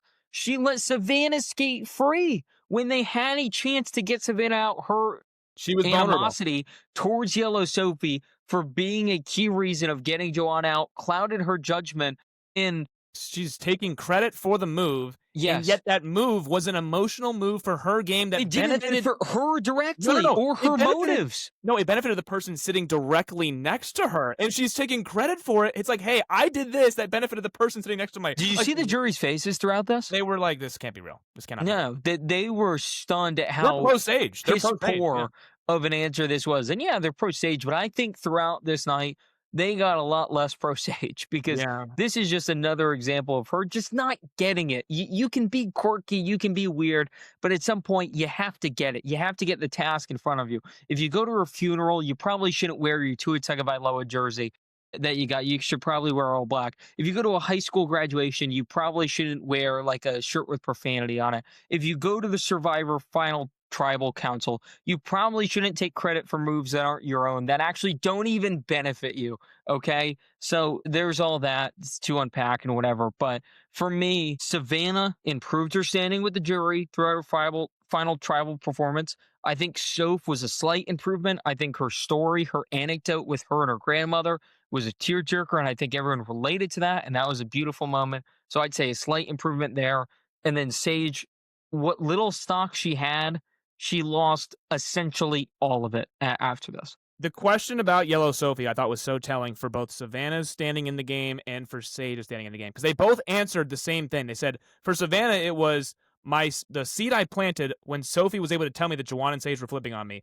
That was a big social move for me. And then the very next episode, I heard Sophie wanted me out, and I was able to get her out. So her social standing in the game was able to get her, the information from Yellow Sophie to flip on Sage and Juwan and get Juwan out. And then the very next episode, she's able to get Yellow Sophie out before, as they're kind of clashing. Yeah, she's able to rally up enough votes to say, hey, I'm not the target anymore. It's Yellow Sophie. She's the one who flipped, not the person orchestrating it. And remember, that was a unanimous vote. Yeah. In that same breath, so she's taking credit for that was my move. I got out my biggest challenge threat, Yellow Sophie, in the game. Sage then in the same breath says, yeah, I orchestrated that Yellow Sophie vote. I got her out for you, Savannah. I was the one who did that. And it was because I wanted to get back at Juwan. It's like, so they both are taking credit for the same vote, but it only benefited one person there, and that was not Sage. So I thought that whole thing was very telling of like the jury is now knowing it's like, wait a second. Yeah, why are you taking credit for the unanimous vote of Yellow Sophie? And that actually kind of goes on Savannah's resume because she was able to, when she was vulnerable, persuade enough people, her and Rizzo both, and Sophie, to get Yellow Sophie out, who was kicking butt in challenges, and really the only person who can kind of compete with Savannah in these balancing, small women challenge things. Yeah, it was like Yellow Sophie and a little bit of Steven. And Savannah was able to weather both storms. And Sage got her out. Why? No one knows. And that's the problem. No one knows Sage's game whatsoever. And I was waiting for Savannah to say, I was able to string Sage along this entire time. When she wanted me out this entire time, yeah, I was able to convince her time and time again that what was best for me was also the best for her. And she never was able to get me out. I thought that was coming. It didn't. I think she was a little more humbled than I would have been there. Did you want a little bit more of a cat fight with these three women here? I mean, we got a little bit of, There was a smidge of tension between Savannah and Sophie. I thought it was just kind of built up aggression for I wanted Sage essentially and Savannah. costing Savannah the game. But I wanted some more out of Sage, at least. She said, I have this great final tribal speech. We never got it. It was just this reveal that she was in the military, and that just wasn't landing because it's not relevant. Your occupation is not relevant when you're on the island, unless you're like, I don't know, a nun or something. I don't know, something like so ridiculous that it actually does matter. But X, I wanted, considering how many confessionals we got of Sage this season, of how much she's anti Savannah, I really wanted a cat fight in this final three. I wanted Savannah and Sage to go at it, and I wanted everything to be exposed. And we kind of got It like, felt more game hate more than actual real life hate. I The know real life they're hate was doing it. with Shannon, not with No, I know, not with but final three, I want to see them kind of going at it. And we saw Sam and Rachel go at it. We've seen final tribals that get like really animated. It's like, hey, I did this, and you were only here because I made you. And we didn't really get any of that. I think Sage and Savannah kind of squashed whatever beef they had on that steak dinner in the reward final five. So we just didn't get it. But either way, it was like Did Sage you advanced think that was a jury vote ploy right there? Because I did. Yeah, I did too. I think that Yeah. she was like, I'm mending fences with Sage. Let me improve my social game by maybe getting a jury vote, because that was, she did not take She's on that done reward. that a few times the last few weeks of thought it was episodes smart, where yeah. she's kind of just brought Sage along, like said something nice to her or something of the sort. So I thought she was working her a bit, but here I she still is. don't think she gets her vote, but I do think it was I mean, she had no reason to really take her on the reward challenge, but did it anyways, because I think she was just like, you know what, maybe I'm not gonna get Christina's vote. Christina hates me anyways. I don't think there's any combination I get her I vote. don't know, because these votes were a little all over the place, and let's just get into that. So Savannah wins a 5-2 final. Mike, congratulations. You knew the winner and you picked her, but I think it was more impressive that I got second place. I didn't have that information. I had one episode to go off of, and I took second place. So shout out to my girl, Well, who's here's the thing. Can Sophie. I just say I didn't take her first because I didn't want to be like, I didn't want to spoil. I mean, I can't say anything. I knew who won. So. Yeah, you can't say anything. I didn't. I I wish know. I'm kind wish of. I took her because she was. I remember I said at the time I was between Sophie and Savannah. I didn't know who won, and I believe we knew who was on 50. But there's people on 50 that lost, obviously. Yes, of So course. No, that was there's no, her. a way to know if either Rizzo or Savannah did win. But regardless, Savannah does win tonight. 5 votes, which are Alex, Nate, Rizzo, Yellow Sophie, and Steven. Blue Sophie, I'll call her that till the end here. She gets Christina and MC, and Sage gets a vote, which is Juwan, who at least admits that he's voting with his heart, which is a little bit annoying because I wish these juries were a little bit more objective, because to me, Survivor is like a sport. Sure, it's a game. Sure, jury management's important, but just throwing a vote to your friend who doesn't deserve it whatsoever, little icky to me. But of those 8 votes, did any surprise you? I want to go back to this first point. When I saw Savannah had won, it was not because she was on 50. So I knew who was on 50. I knew it was Savannah and Rizzo. I had no idea either of them were going to go far or win the game. I mean, we had an inclination. It was because I saw it in the comment section, and I wish I just didn't see the comment section, but I did see that Savannah won. Not because the spoiled cast. Thanks, they're both on 50. But yeah, they could have both lost. I mean, Camilla and Joe were both on 50, and they both didn't win the show. So it was not a guarantee that just because she's on 50, she won the show. So that's why I think your Sophie point was good, even if you didn't know she was on 50 or not. Like, that was still, But now let's get to the actual votes. Surprised me. I wrote down here, I don't know what MC will do, and I don't know what Christina will do. Turns out they both went Soph. Nate was a guaranteed lock for Savannah. Steven was a guaranteed lock for Savannah. Rizzo was a guaranteed lock for Savannah. So I knew she had those 3 for sure. Jawan and Alex, I was on the fence. I was like, will Jawan vote with his heart, which would be Sage, or would he vote with his head, which I believe would have been Savannah? I think he recognizes Savannah as an awesome game player, but I think he just kind of has this, friendship bond, and he says it in the reunion. It's like, me and Sage just had like it's family. So I guess whatever. I think that was an attempt to get Sage second place. That's what that felt like. I think to me. he's lucky it was on a close vote. It was like a 4-3 vote, and he just throws a vote, and it costs somebody. We've seen that before too, where it's like, man, imagine she just got that extra vote. But either way, like, she was gonna be a 1 vote finalist. Nobody else was voting for Sage. I think we both agree. It was just gonna be Juwan or nothing, right? No one was close. I wonder if MC was close to voting for Sage in her abomination at the end, because it's clear MC doesn't like Savannah because Savannah was just better than her, which I think is a little bit annoying. She was rooting for Rizzo in that final. She really shouldn't have any vitriol towards Savannah, but clearly there's something there that's been brewing. It's competitive. Yeah, it's a competitiveness.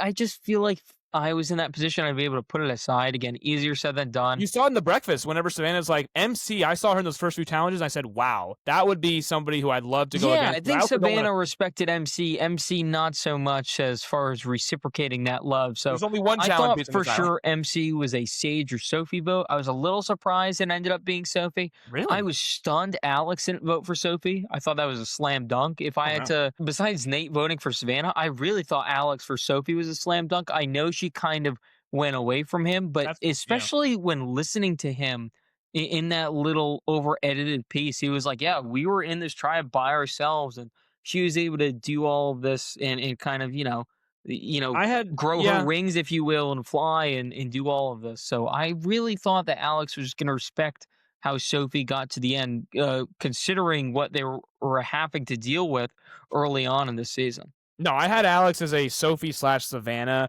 I didn't know which way he would go. I just think that him and Sophie did grow apart, and when they merged, they didn't talk too much. They did kind of play their own No, and game. he is like a political guy, and you think maybe that helps him be a little bit more objective in his analysis. That's what I thought. I thought Alex would have an objective vote. I think other people here would vote with their heart. I think Christina was going to just vote for who she liked the most, which is why I knew she was never going to get Savannah's. She was never going to vote for Savannah. So I was like, okay, maybe Sage gets two, but maybe it's Christina. I didn't think MC would vote Christina. I did not think MC would vote Sage, but I really didn't know who MC would vote for. I didn't know if she would. I even actually had it out. I was like, maybe she votes for Savannah just because at the end she does respect her competitiveness, but she didn't.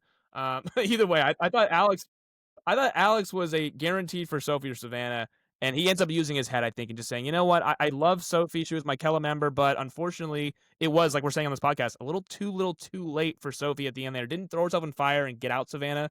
I think if it's Rizzo and Sophie, maybe Alex does throw a vote towards Sophie. Rizzo's kind of his demise. Rizzo got him out. So I don't know. Maybe he has some sour apples about that. But Savannah was, I think from what we saw, they got along. So I wasn't surprised he threw the vote there. Yellow Sophie, I kind of had an outside shot. Would she just vote for the other Sophie? But I think that she respects, unlike MC, I think Yellow Sophie respects the fact that Savannah was like she got her. Hundred So she's like, percent. I'm gonna vote for you. You're kind of who I wanted to play like in this scenario. I think Sophie was able to put all that beside her because she was trying to vote her out. There was a beef between Yellow Sophie and Savannah, but I always thought that Yellow Sophie would. But it was give it a vote. friendly. It wasn't like she didn't like Savannah. I think they actually grew to really like each other. It The was more taunting of the so like challenges, they were yeah. almost looking in a mirror of each other. They were so similar, and Savannah was just determined to outlast Sophie, and she was And able all to. those endurance challenges, they did the taunting on the challenges of those Yeah. endurance ones where she just kind of outlasted her. I think Sophie just respects that. So I was not surprised to see she got hurt, but I knew Savannah had 3 locks, so none of those surprised me.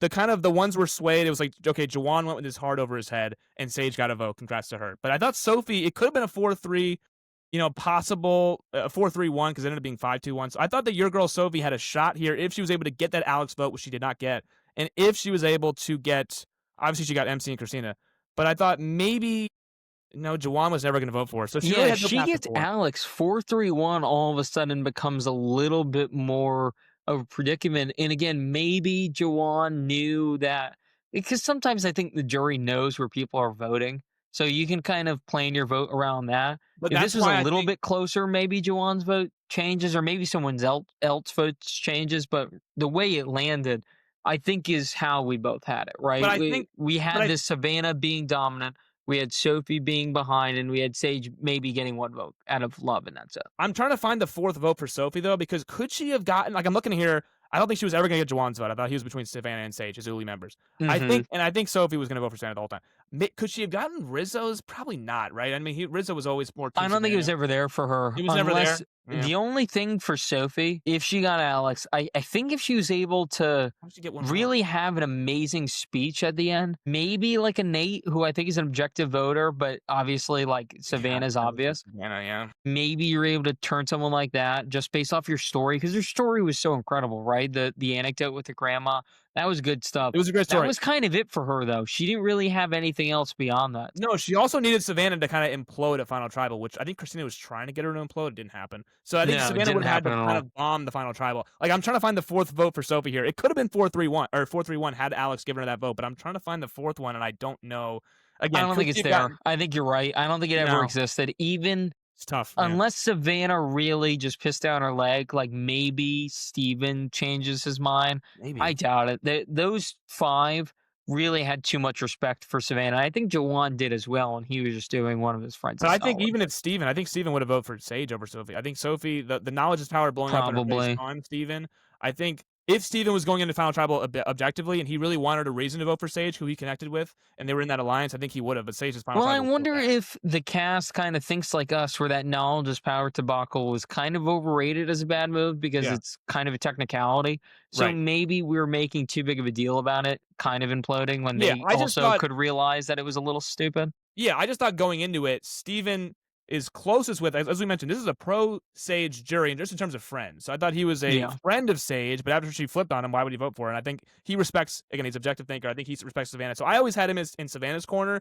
I'm just trying to find the fourth vote for Sophie, and I don't think it would have happened unless she did what we said and maybe throw herself into fire or throw Sage and Savannah into fire and hope that Sage beats her. And in that case, she gets a final thing. Does she get him over Rizzo? I don't know. I'm trying to find the fourth vote for her. I don't think it was possible with Savannah there. Before we kind of wrap up with Savannah and her win as a whole, I just want to make this brief point from the reunion. Sage is a disaster here. She's just crying for no reason at all. She's saying she upset people, which is probably true, but like, again, you know Survivor. what you got yourself into, and it just makes it look so much worse because of what you just said. You talked about how this was so strategic. Immediately after the vote, obviously the game's over at Be this point, honest. but Yeah. you go back on all your words. It's ridiculous and it's just annoying. It is. And then she mentions that from day one, she predicted the winner would be Savannah.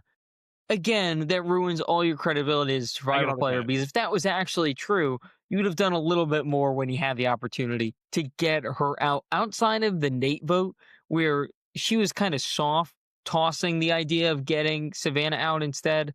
She just never really was proactive enough about it. And Not that's even close. kind of it. That's the story of Sage. Kind of all talk, no real substance. What did you make of her in the reunion? Because I wanted to turn it off so bad. If we weren't getting the Survivor 50 teaser, I think I would have shut it off solely based off Oh, of how insufferable Sage was here. I would not have made it through that entire reunion had we not been the teased preview of 50. But yes, so Sage finally does end up saying, she's an emotional player. So she breaks down at Final Tribal. Again, this is all that she cried probably 15 times in this finale. That made the edit. So it could have been more.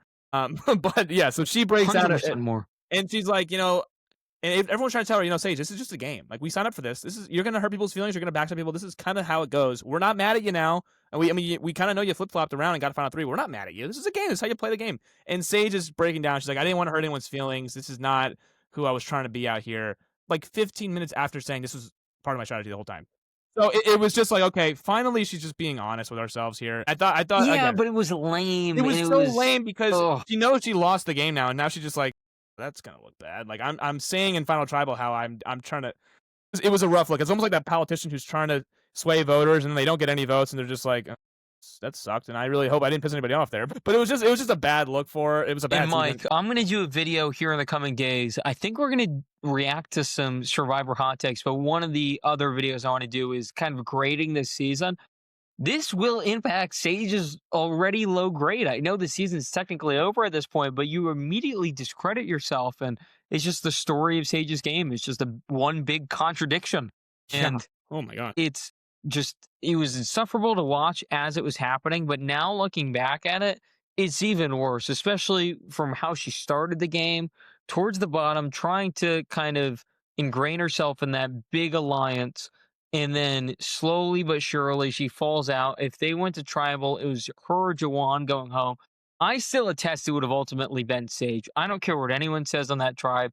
I think Sage was that far on the outs. They needed Jawan for the challenges. He was still kind of competent. Sage was You're pissing providing people off, nothing man. there. Yeah. And after that, the swap, she's on the bottom again. I think she gets way too much credit for the Shannon vote. Shannon pretty much Self-evicted. 15 minutes and 20 minutes mentioned everyone's name of going home. So obviously She voted herself out. Sage's pitch wasn't that hard to make and agreed. She voted herself out. We get the merge. She has one important vote where she flips with Jawan to get out Nate. Again, she isn't able to convince everyone to get Savannah out, which is a mark on her resume, in my opinion, because that was the time. And then after that, she loses a majority and she kind of does Savannah's bidding for who knows why. We don't understand. She flips again, gets blindsided with Jawan vote, votes out her day one, presumably, and Steven for no reason. I know it's not actually her day one, but at some point that became like her top alliance member outside of Jawan. So that's something. So yeah, that's what I'll remember of Sage. One big contradiction who did way less than she claimed to have done. Yeah, Sage. So you're mentioning Steven because that first tribe swap, her and Steven connected. And the second tribe swap, she's still with Steven. So she has that connection over So yeah, that's a great point. The merge, I'll remember Sage as one big contradiction. The merge, I thought she finally had a good read. Let's get Savannah out. Didn't happen. The very next tribal, she votes out MC unanimously with Rizzo sitting there, possibly vulnerable but has an idol, and then Savannah's on the beach with the advantage. Very next tribal, another fatal flaw of her, she votes out Alex, so she flips again on her own alliance. Then the next tribal, she finally gets flipped on, and she's left in the And dark. can we sum this up? It's all in fear. It's fear of Rizzo. It's fear of Savannah. And she does nothing offensive. They don't even try to make an offensive move. That's what's so sickening. You could have at least, God forbid you fail. At least you flush the idol. At least you do something. Sage made 0 offensive games in the last 10 votes, yet in the final tribal claimed that her offensive move was getting Yellow Sophie out a unanimous vote. It's one walking contradiction. It's a mess. That will be what when we write a Sage, here's what she was remembered by. Walking contradiction, played defensively, did not even play a good defensive game. It would be in a list, just a bunch of mess, one big mess that was Sage's game, and she got to the final 3. So we're just kind of like dumping on Sage right now. She got to the final 3, but it was a really Goat ridiculous status. It was clear goat status. I can't really take it seriously. One totally of her, agree. Christina, was kind of bound for this final 3. We knew that there'd be a goat in the final 3, yeah. But Sage was a mess. She kind of gets built at final 5 because Christina's an allegedly good fire making person. If she wasn't, Sage would be a 5th place boot, and we wouldn't be hanging about it right now. We wouldn't even be talking about it right now. But she was a 3rd place finalist, and I guess this is what we'll remember it as. It's a walking contradiction. Yeah, as for Sophie, liked her as a player, and I enjoyed her rise from the bottom of the barrel. That tribe was so bad, and it was just uneven from the start, especially once Jake goes out and she latches onto the right people at the right time. She doesn't veer off that path at a time where she easily could have, like right after that Nate vote, she could have easily flipped to the other side, and that would have been it for Rizzo and Savannah, really. She recognized that those were integral people in this game, 2 of the best on the entire cast, and if she didn't really align herself with them, she didn't have a path forward. She would have been seen as expendable at some point, and that was it. So good for her to make some strategic gains. She didn't do enough. The knowledge is power was in her possession for way too long. She had ultimate opportunities to use it. She used it at a decent time. And again, it's unfortunate that really a loophole took her out, but Yeah. it is what it is. She had better opportunities to use it that would have made more of an impact, and she didn't. So at the end of the day, that is kind of her fault. The challenge stuff was really pitiful until the very, very end, and it was a little bit too little too late. I think if she was more consistent in challenges, perhaps won a second immunity necklace, this could have been even a closer vote because of how she was able to ingrain herself socially. And she was a likable person with a good story. But for Sophie, I think she's a one and done. She's a fun second place. I can't really see her coming back, but I'm glad she's here, and I did enjoy watching her. For Sophie, I will say she is Laurel. She is Laurel from Survivor Season 36 Ghost Mike, Island. do you think she comes back? Yeah, I doubt it. So. You think do? So. Well, Okay. no, not anytime soon. I don't think. Okay. In Down an the initial, road? no, in an initial returning season, I don't think they'll call her back. But I think down the road, maybe she will. I think she's a much better version of Laurel from Survivor 36. Both really good social players, have connections on the other side, and are kind of doing a little bit of the bidding for their own alliance. But they're clear number 3s in their own alliance. I think that she had, like Laurel, realized too late in the game when to make a move and when to flip in that scenario. Unlike Laurel, who had multiple opportunities to flip, and she realized the whole time, she just didn't do it. I think Sophie realized just too late. I think she realized at final 6, final 5, and She didn't really have many opportunities to either. I mean, I guess if you consider, I know. she could have just joined the other side, but at that point, she's kind of too far gone with them too. I think if she snatches Rizzo's idol and then is able to vote out Savannah, which isn't even possible because Savannah wins the necklace, maybe there's something there. I just think by the time she was able to flip on them where she would have had a path either side, it was just too little too late. Yeah, that's what I was gonna say. Like, I'm disappointed in her gameplay because I think she is such a good social player. Everyone likes her, which is good. That is good. That means your threat level is low and that people like you. You can win the game. However, I think it's disappointing because there were moves to be made. Just timing wise, she didn't hit like the knowledge of power. She used it, I think, at the right time, but I mean, really not actually. No, I don't think she really. I think there was other times that she could have used it, but she kind of got bailed out because final 6 was like actually kind of. It could have been good, I guess, if it wasn't a unanimous vote. If it was a close vote and she used it and it actually worked, sure. Or even it still could have been a unanimous vote as long as she was successful, maybe. But even then, Mike, if it was a unanimous vote and she was successful, would that have even really counted as a good use of it? I would venture to No. say no. So No, I would say that there was a bunch of missed opportunities. So similar to Laurel, when she finally won her one immunity challenge, didn't really do enough with that power. So for example, when Laurel won immunity, I think it was Final 6, Final 7, she could have made a move right there. Didn't. In this case, Sophie wins it on the very last one. It was Final 4 immunity challenge. And you really have no path. I mean, we could argue till the cows come home that she should have thrown herself in there or done anything besides guarantee Rizzo or Savannah a win. Either way, her winning that late in the game and her finally having power that late in the game, she didn't really use it to the best of her ability. So it was a bunch of missed opportunities at missed times. So I think I'll remember Sophie's game as she could have won the game. She had the attributes to win the game. yes, Maybe needed one challenge win, maybe a little bit earlier to have the power and the gumption to make an offensive move, which was lacking in her game. That's why I really don't think she had a path to a fourth vote in a final. I think there were 5 people who could have won this game, barring events. So obviously Savannah, since she did win it. Yep. Rizzo has to be mentioned. Easy. Sophie has to be mentioned. I like to throw the other Sophie in there as well. I think she had winner attributes, and then Steven, I think, is the most underrated person on this Easily. entire season and is a shoe-in to come back eventually here. But let's talk about Savannah, and we like to put things in historical context. You don't have to give me an exact number, don't do that. But generally speaking, she was fairly dominant. She was a great competitor by all accounts, not just for being a woman. She was a great competitor. She kicked everyone's ass at everything, okay? Where do you rank her, again, generally speaking, in the ranks of Survivor winners? Especially, you don't have to just give me the scope of the new era. Go all time here, since we are, entering the 50th season. Yeah. This is tough for me. I don't, and this is not to any fault of her own, but I generally like or I value players higher when they can win a season without having to win 4 necklaces. This is not against her. Sure. She had to win the necklaces, but she also had a high threat level. Again, that's also not a fault of her own. This cast had a perceived notion about her that she is physically intimidating and strategically intimidating. She has a bad RBF that I think did her a world of hurt. Right. So you saw how Parvati came in second place in Heroes vs. Villains. She was targeted from day one from the villains, yet had to win all those challenges to get the final 3. So I no fault of her own from getting to the final 3, and she obviously was a deserved winner. However, when I look at the scope of the show and winners who did not even need the necklace to win the game because they were great socially, great strategically, and maybe they won a couple of challenges for whatever, but made moves that way. I just happen to value those a little bit more. That's why I would throw her in. Like I can't put her, if we're doing new era, I can't put her over D. I think D was just too well integrated with everybody and won challenges herself. But Denise survived every single challenge, every single tribal council, and I can't put her over Denise. Like people, like women like that. So I'm trying to think. I'm not just doing women here, but What like, about Rachel? I think she played a better game than Rachel. I do. Yeah, I think I agree with that. I was on the fence.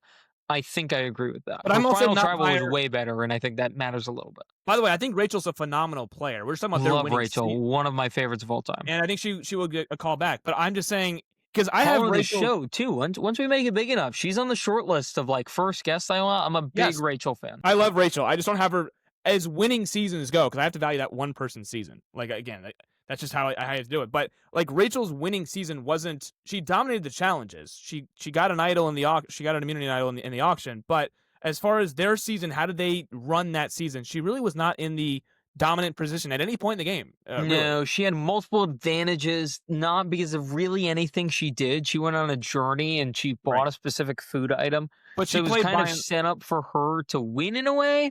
Whereas at least Savannah, her back was against the wall. And Mike, I think this has to detract it too. And maybe this was just the edit, but we've been harping for weeks that Rizzo was running this game. I think that's relevant here Yeah, when we're yeah, talking about all-time sure. winners. I thought Rizzo was doing all the strategic stuff, and he was able to kind of nestle the fact that he had Sophie on his side and was able to use her words to his advantage, and the fact that he had Savannah on his other side where he was able to use her challenge prowess to his advantage. So I think if you're the not at all the best strategic person on your season, I think that has to impact you a little bit. I think that's obviously Yeah. Rizzo, right? Yeah. And I think even Sophie has a claim to be a better strategic mind than Savannah. So as much as we love Savannah and think she was a dominant winner, I think she'd be the middle or lower middle tier of winners Yeah, because she was agree. so dominant. That has to matter physically. but strategically, she has to be knocked a little bit. Yeah, Or a decent amount actually, because if you think about it, without Rizzo, Mike, I don't think she wins this game. of course not. I would say with Rachel, she was really good playing from the bottom, but for Savannah specifically, Yeah, she Rachel was didn't not. need anyone else, I guess. That's kind of the pro for Rachel. Rachel wins that with anyone. She didn't have a number two like Rizzo. That's fine. I don't really care. Again, please, Rachel, please forgive me, but I just Rachel, don't Rachel, listen to you this. We love are you. Rachel, you are Mike Holloway, and those are good winners. They were on a cast full of inept challengers. We love Sam. He couldn't win a challenge. Teeny couldn't win a challenge. Sue, if it wasn't balancing, couldn't win a challenge. So credit to Rachel for getting to the end with people who couldn't beat her in a puzzle. But I feel like for Savannah, I would put her right next to Danny Boatwright, who won Guatemala in 11. I had her 29th. So I think she's right in the low 20s, high 30s. And do you think part of that is a weak cast? Yeah, I do. I mean, I unfortunately have to. That's not like it's nothing against her, but it's a knock against the cast, and I think that she was unable to lower her threat level, which is no fault of her own. That's how the cast perceived her as. But I think in a general season of Survivor, if I'm ranking winners, I would say, okay, how well would that game translate to just a random season of Survivor? If you had a jar of jelly beans and you just threw them everywhere, more often than not, what would happen? And I think more often than not, Savannah's game probably does not result in a winner's game. She needed a lot of Rizzo strategically. So I'm just saying the winners because of the 5 contenders I listed. Yes. Only 2 of them besides Savannah were really even half decent at challenges, and that's the entire season. That's not just like post-merge. That is the entire season. There were really only 2.5, 3 legit competitors. And you saw that time and time again. I guess you could throw MC on there, but MC, like she was dominant in team comps, but as soon as it got to individual stuff, like it went away a little bit. The first individual time she was vulnerable, because she used her idol in the very first one when Nate went home. Yeah. The first time that she was actually vulnerable to be voted out, she was voted out. She won all the tribal ones, so she never even faced tribal council until the merge. And then on the very first merge one, she used her idol, so it was safe. So the very first time she was vulnerable in an individual portion, she was out of there. So the cast and half the cast really wasn't even playing. No offense, but like some of these guys that we picked here on our teams didn't even really play the game. It was just like they really didn't even their mind wasn't even in the game. I mean, it's just as simple as that. It's a harsh truth. And some of it had to do with bad luck. Like we talk about that tribe swap and how like predominant like Jason and Matt the odds they had to face. But it's not like they did themselves any favors either. So Shannon didn't do herself any favors. Annie wasn't playing any kind of Survivor game. I don't know what she was playing, but I mean it's certainly so that there was that for sure. I would just say holistically, if you were to play a season over 10 times. What would happen? Like, for example, if you play over Tocantins 10 times, JT wins probably every single time. But, I'd say like 8 of the times, yeah. I would say 9 of the times, because you think that Steven, if he wins the final immunity, maybe cuts him loose, takes Taj. That's what That's fine. But, I mean, JT and throw in one Tyson gets hot at the right time. Okay. Tyson, that was pre-Tyson's. Tyson had such a big head that season. But either way, I think most of these seasons, like most of these top winners I have, if you play that season over again, they win most of the time. I think that Savannah for sure would win the season most of the time, but I think if you did a random season, how well was she doing a random season with a Mike, you know the beauty of this. She's going to have to see her again in Survivor 50. Much better cast. Much better cast. A much better cast. She could raise in the ranks. She could raise in the ranks. Transition. Before we get to 50, any final thoughts on Survivor 49? We have been on this journey for months now. We started with a pre-draft. We've been here reviewing every single episode. We were doing it like a day or two late. The last month and a half, we've been doing it same day. We've gotten tremendous traction. It's been great. Let's put a bow on it. Any final thoughts on 49? I enjoyed it. I mean, it kept my attention span. Did you? Well, here's the thing. Like I said, and I hate to keep harping on this, but me knowing who wins, I've only ever known who wins the show once, so it really does dampen the mood for me a little bit. I think I would have watched the season with a little bit of a different eye had I not known who wins the show. So that really was a bummer for me. But I do think there was some good players that I would like to see brought back, which is more than I can say about a few other seasons that we've gotten recently. So I think that's good, and I think Savannah is a deserved winner. Like we didn't get like a host job. Like I'm sorry, but I don't want to say Kenzie because I think Kenzie's a good player. I think she'll get called back. But Kenzie beating Charlie, if we were to do a reaction video on that following that episode, I would have lost our minds. I cannot believe Charlie did not win the game. So, and I don't think we got any of that today. I think we all agreed, okay, we have the right winner here. Similar to when Rachel Lamont won. I think even similar to when Kyle won last year. I wasn't totally upset when Joe lost. I was like, okay, whatever. Eva got 2 votes. I was kind of surprised about that. But yeah, Kyle was like we've gotten deserving winners the last few times. So that's nice to see. We didn't get any hose jobs in 49. So we got the right winner, I believe. And Rizzo got taken out by the winner. So I'm glad that Rizzo didn't get taken out by like Sage or something like that. So like his story ends, but we'll see him on 52. So to segue to But 50, it ends on like almost a cliffhanger. Like, guy's never been voted out. He's never really been that close to he'll be being back. voted out either.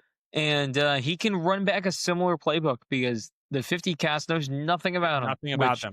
we complained about, and we'll get into in a little while.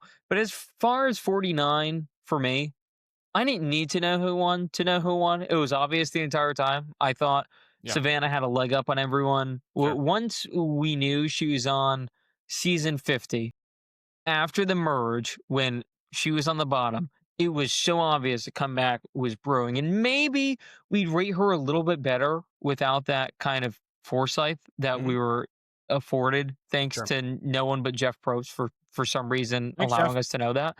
But regardless, what she was able to accomplish was truly amazing. And Sophie and Rizzo, that was a great alliance, like an all-time great alliance that lasted until the very end. So shout out to them as well. As far as everyone else, like I really enjoyed Steven. I enjoyed the other Sophie. As you mentioned, a few players that could definitely get called back. I think I enjoyed parts of the season. Other parts were super frustrating. The lack of gameplay was really apparent. Look, every episode had gameplay. Was it always relevant or made any sort of logical sense? Absolutely not. Like Alex got booted for playing the middle despite 3 or 4 other people playing the middle a little bit more than Alex did. So stuff like that were just, it would make you roll your eyes and stuff. This felt like a better new era season, which is, kind of derogatory, but regardless, Hey, it was, it was fine. I didn't dread watching the show every Wednesday, and maybe part of that was us talking about it, so it made it a little bit more digestible. But regardless, it wasn't the worst season I've ever seen. can I put a pin in Savannah real quick? Because she mentioned Yeah, in the please. reunion how she looked up to Kim Spradlin, who she tied with 4 immunity wins this season. I want to say if Savannah played like 25 years ago, I think she would be looked at as like a Jenna Maraska who won Amazon season 6, who kind of the blunders of her cast. Some cast members kind of made blunders to get her to a good Final 4, Final 5. Savannah likely, if she's playing with people who know what they're doing, would Sage and Juwan have done their bidding 3 tribals and out of 4? Without that happening, does she get to the final? Like I'm, for example, here, like Kim, I have Kim ranked 3. I have Jenna Maraska ranked 35. I think she's closer to a Jenna Maraska because the cast unfortunately does matter here, and the cast kind of aided a little bit of her end game and her standing in the end game. With that being said, they both won 4 immunity necklaces, and that is you can't take anything away from them. Like that is a legitimate thing. So Savannah, great player, awesome player. I want to see her back because I think that she can move up these rankings. I think she's a really good player. Yeah, no, I do too. But this is the time we both are personally waiting for.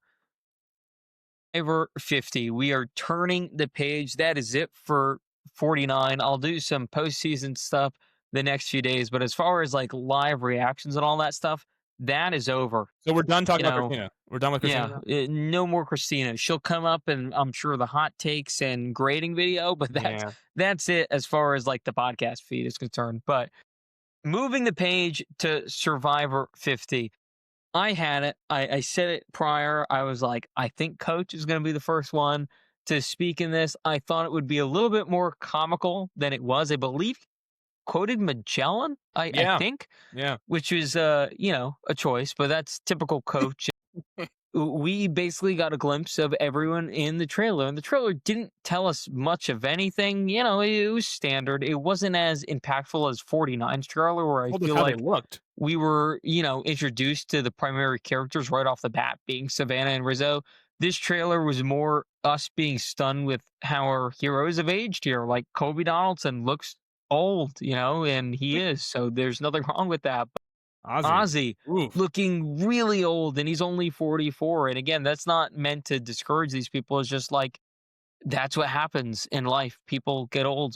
We'll be on this podcast in 10 years and they'll be like, wow, X looking a little rough. But, yeah, in Survivor, there's a certain level of, fitness and whatnot that you have to achieve. And I'm a little bit worried of some of our heroes here, how they're going to be able to fare Coach looks pretty good for a 54-year-old man. So I was pleasantly surprised about that. But we saw, Savannah in there, Joe, and some of these people look exactly the same as we left off. And others like Ozzy, I was like, wow, Ozzy looks different. Sari looks like Sari. There's some older players that look exactly the same. There's so much to talk about here. What did you get out of this trailer besides the fact that our guy Michael White just amazing quote at the end where he's like, this It's a feels like a reunion. weird reunion.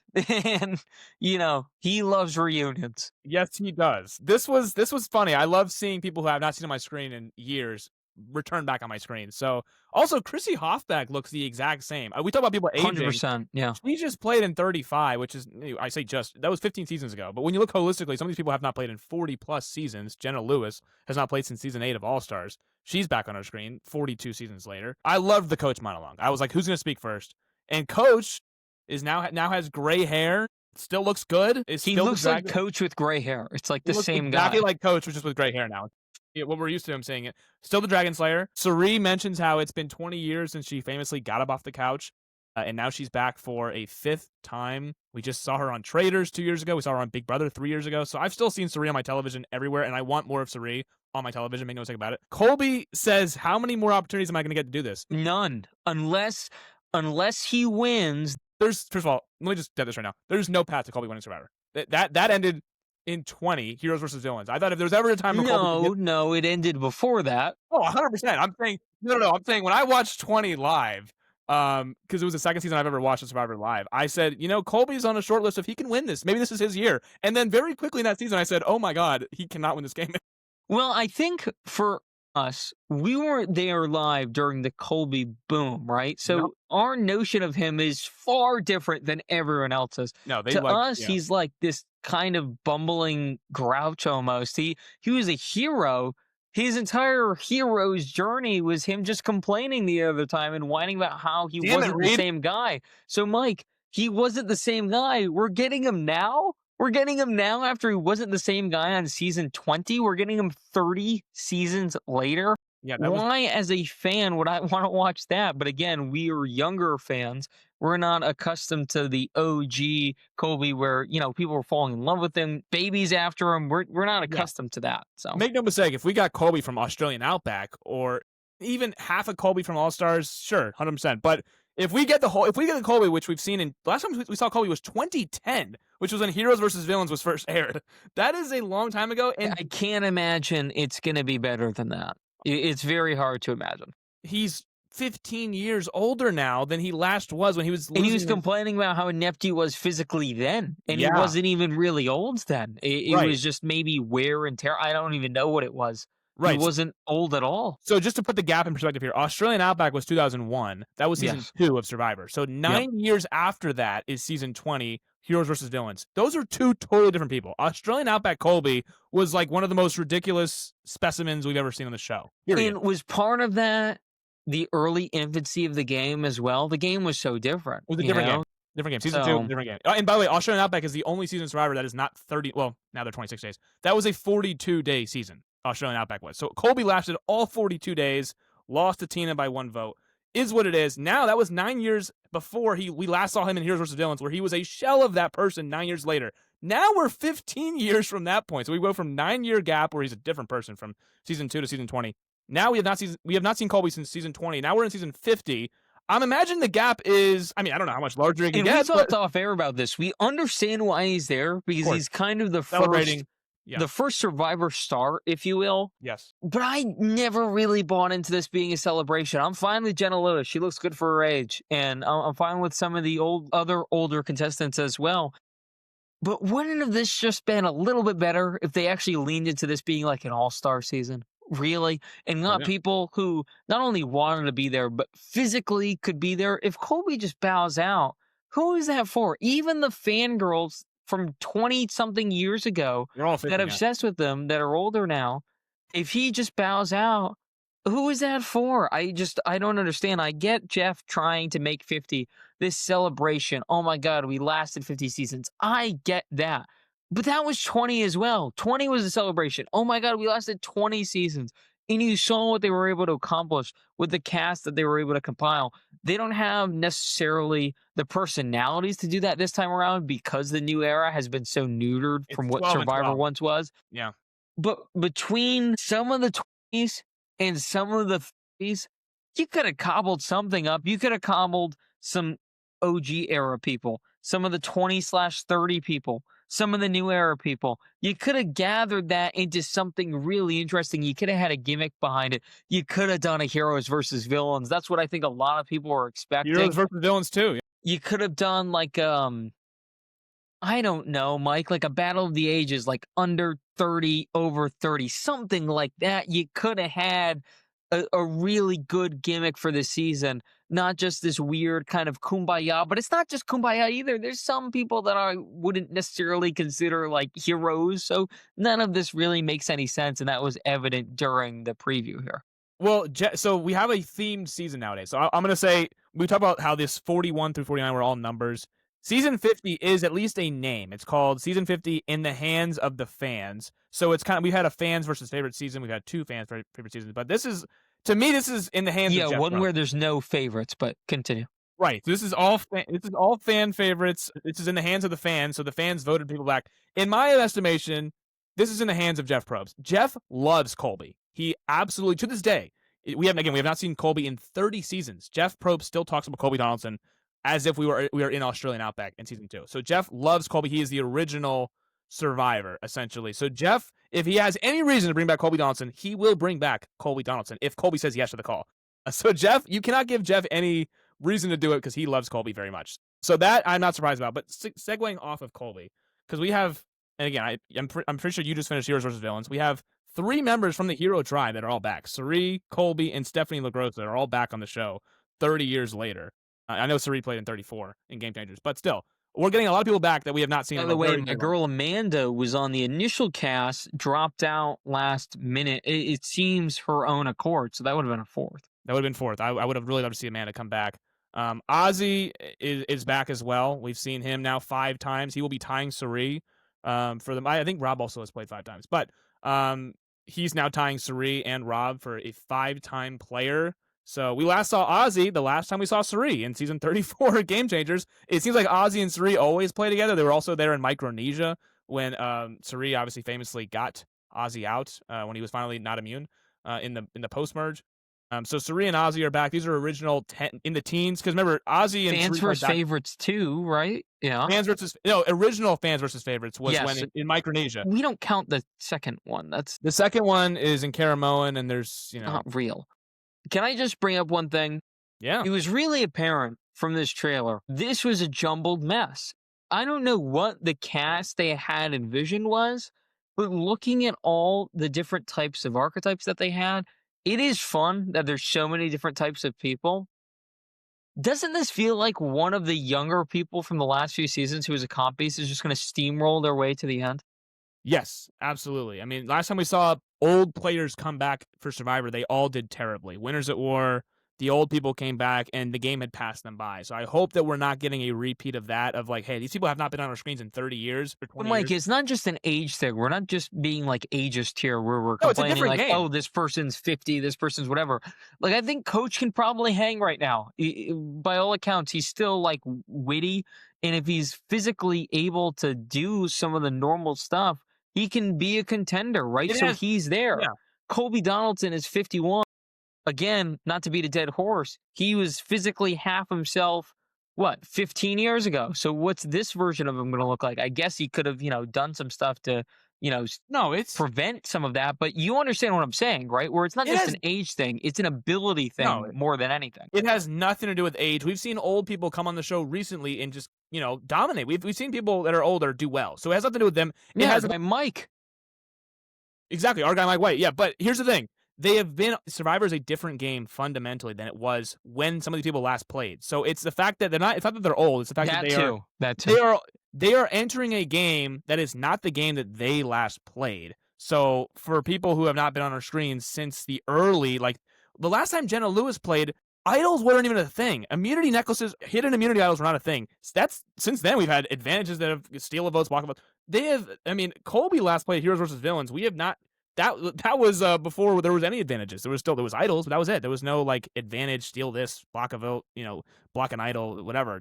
It was none of that. So some of these people have not. They're older now, but they're also entering a different game. So that's why on 40 Winners at War, you saw these kind of older winners come back and they wanted to be like, oh, I don't know what I'm doing here. This game is so much more fast paced that I last played it when it was just a survival game of surviving 39 days and winning challenges on your tribes and getting to the end game and building alliances. It's way different than that now. It's a different game strategically, and it's that's what I'm worried about. And some of these people will get that. They'll get it fairly quickly and be able to adapt. Others not so much. And obviously the recent competitors, they have a bigger advantage. But big advantage, yeah. Again, Coach, Cherie, maybe even Ozzy. I think they'll be able to kind of, pick up where they left off. They'll be fine. Ozzy will still be the most physically impressive person on the show, and he has not played 16 seasons. I'm not ready to go that far after looking at him today. Ozzy can be 70 years old. Put him in a jungle. He will be climbing trees and getting coconut for every single. Hey, we're gonna see in February if that's true.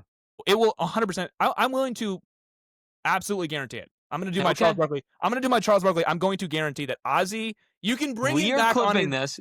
Yes. Do your monologue. Do your thing. Ozzy can be on his deathbed. He can be 80 years old with a cigarette in his hand. Put him on an island in the jungle. He will be climbing trees like he's Tarzan, and he's going to get coconuts for the entire tribe. He's going to be fishing in spears. He's going to get fish for everyone. He's just going to. It's just how I don't you truly believe this. I 100% believe it. I do not care what he's been doing for the last 15 years. I know. I watched Ozzy 4 times. I know what Ozzy I'm going to get when he goes on this show. Put him in The Traitors. I have no idea. Put him on Big Brother. When he goes on Survivor on an island where he's basically made for. Ozzy is made to live in the jungle. I don't care what he's been doing the last 15 seasons. I don't care. I really don't. The last 8 years. I've not seen him on my screen in 8 years. He will go on the show and do the exact same thing he's been done 4 times now. He will. Mark my words, guaranteed. Okay. If it doesn't happen, I will be floored. I will come up here. I'm more than skeptical, to say the least. Okay, we'll see. I think he's one where maybe physically the game's passed him by a little bit. He's only 44. He's younger than some of the other people we've talked about. He just looks old. Not at all. He just looks really old, and maybe that's looks are deceiving. He could be. I could see his skeleton. I don't care. I really don't care that he's old. I do not care that he looks. I don't care that he looks old. He will be climbing trees like he was in Cook Islands. He will be climbing trees like he was in Game Changers.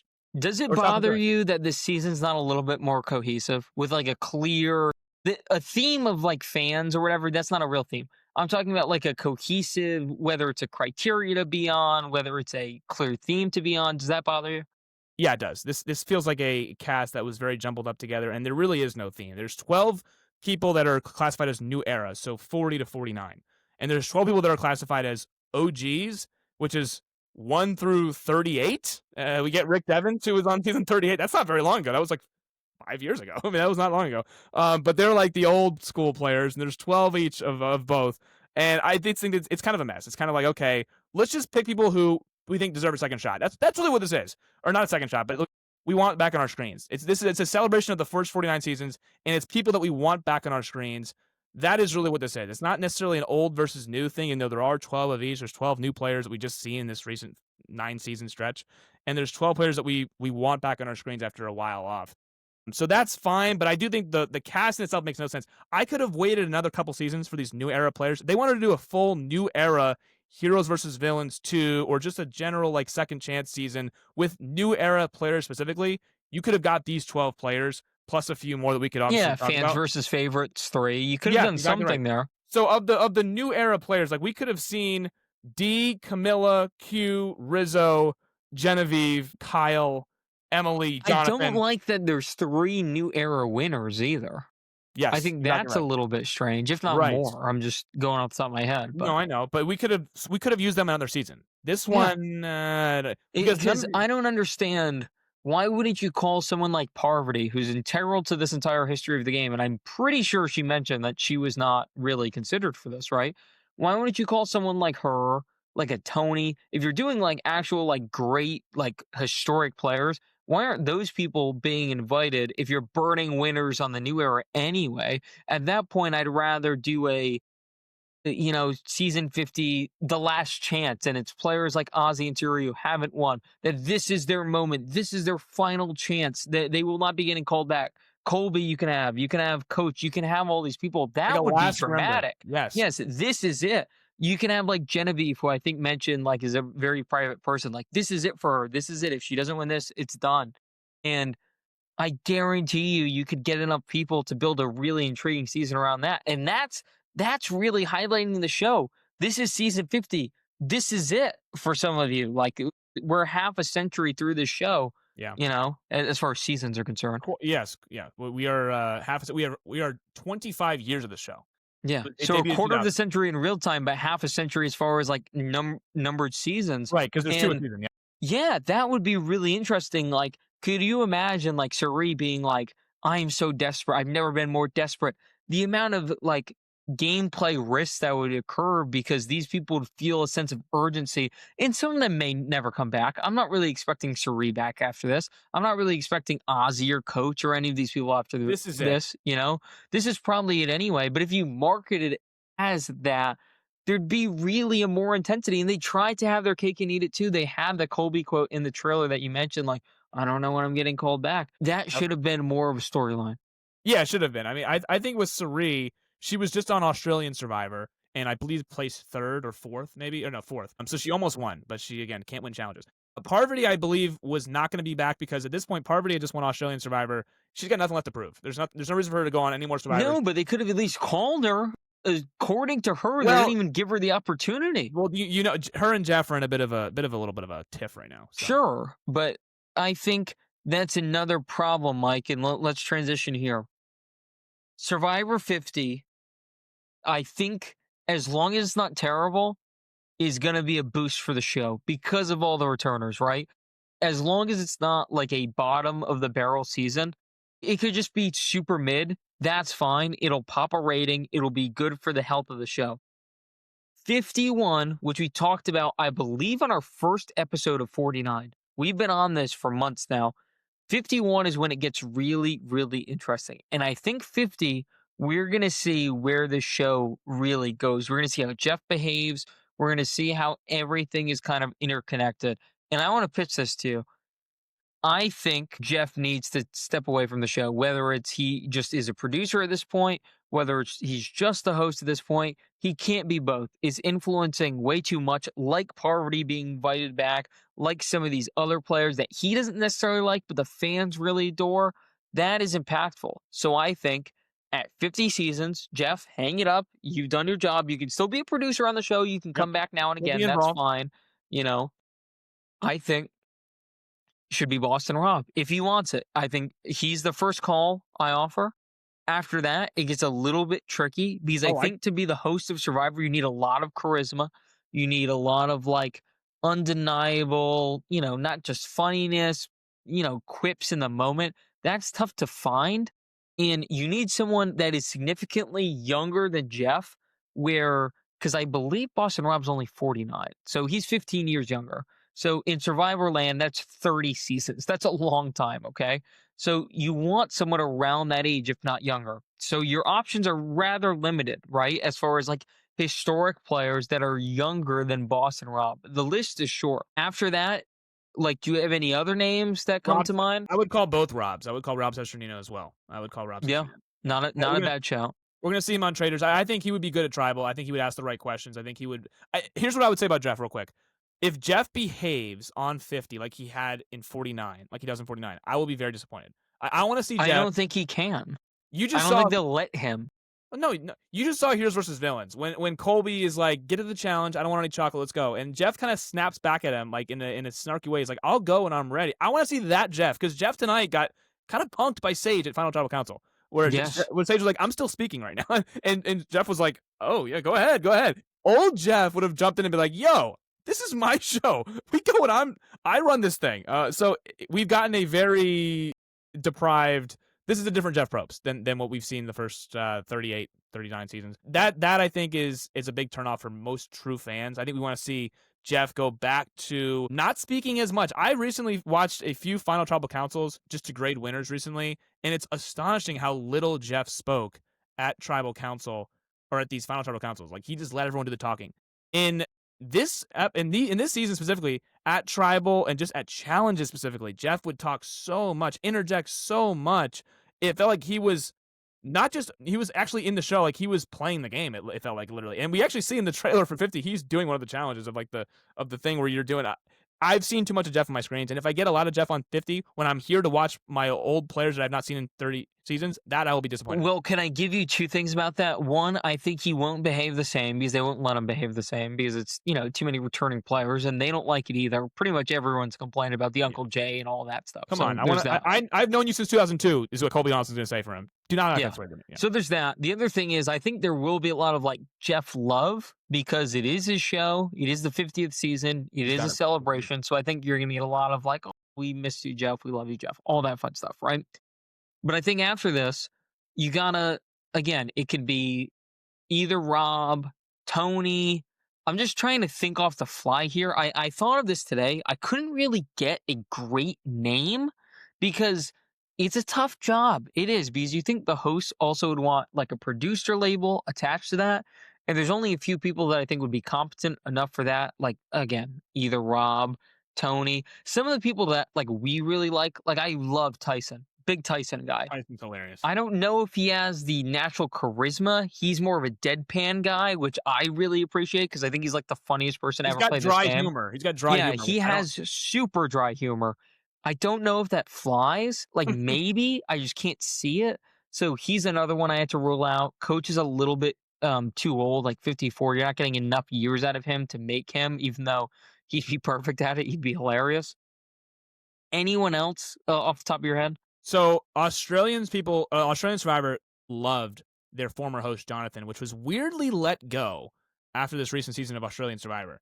But they say that Jonathan is a fantastic host. He is. I watched the last season. Like he's a solid host. That's what they say, and he's not very in your face like Jeff. He's not like kind of manipulating like the questions that Jeff asked this season, manipulating the game, looking for like like the whole Christina thing. He was kind of enticing the whole thing. But Jonathan is apparently a very good host. So if that doesn't work out and Jeff quietly steps away, could they kind of do someone who has hosting, experience, I should say. Like he's hosted a Survivor show. If it's Australian Survivor, but somebody like that, or somebody who's hosted other reality TV shows. So it doesn't necessarily be a former Survivor player because Jeff's never played the game before. He was just, when he got it, he was, I believe, I don't know how old he was when he started this thing in season 1 in Borneo, but while he ago, would be like 25 years ago. So it would be 30? He'd be like 40.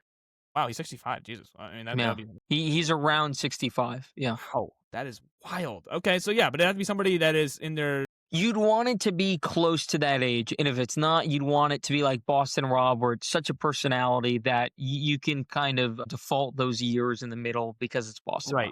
You'd want some shelf life for sure, but if it's Boston Rob... You need someone, I'd say, 50 or younger. You can't do older than that. It's just not enough time, like 15 years... Like, it's a long time in the grand scheme of things, but at the end of the day, if you're getting less than that, if you're only getting like 10, I think that's too much turnover considering Jeff was the first 50 seasons. You don't want to go from the first 50 seasons to the next like 20, the next 20. You don't want that because you want the show to, keep going. You want this to be kind of ingrained. I'll say this, Mike. Season 50 is the launching point. Season 51 is when we see if the health of the show can really survive. But it starts with 50. So the next year of Survivor is probably the most important year of Survivor since the first 2 seasons of the show. Yeah, it is. I don't know what they're going to do for 51, but I am very anticipated for what it is. I'm glad that we're getting at least a theme season. First of all, Boston Rob will be my first phone call I make for a new host. I believe he hosted Deal or No Deal Island. He's been on Traders. He's been on all the other shows. He's doing stuff now on NBC with Dylan Efron. But either way, Boston Rob will be the first phone call I make.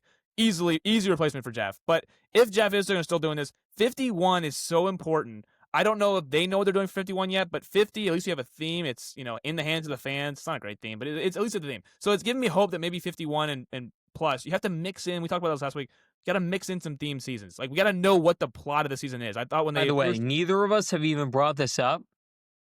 I think you have to do a new location.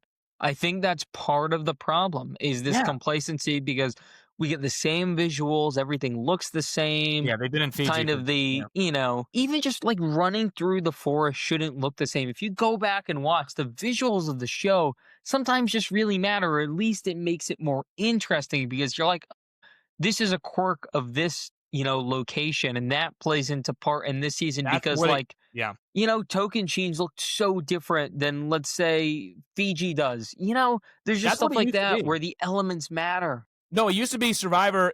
Where are we going next?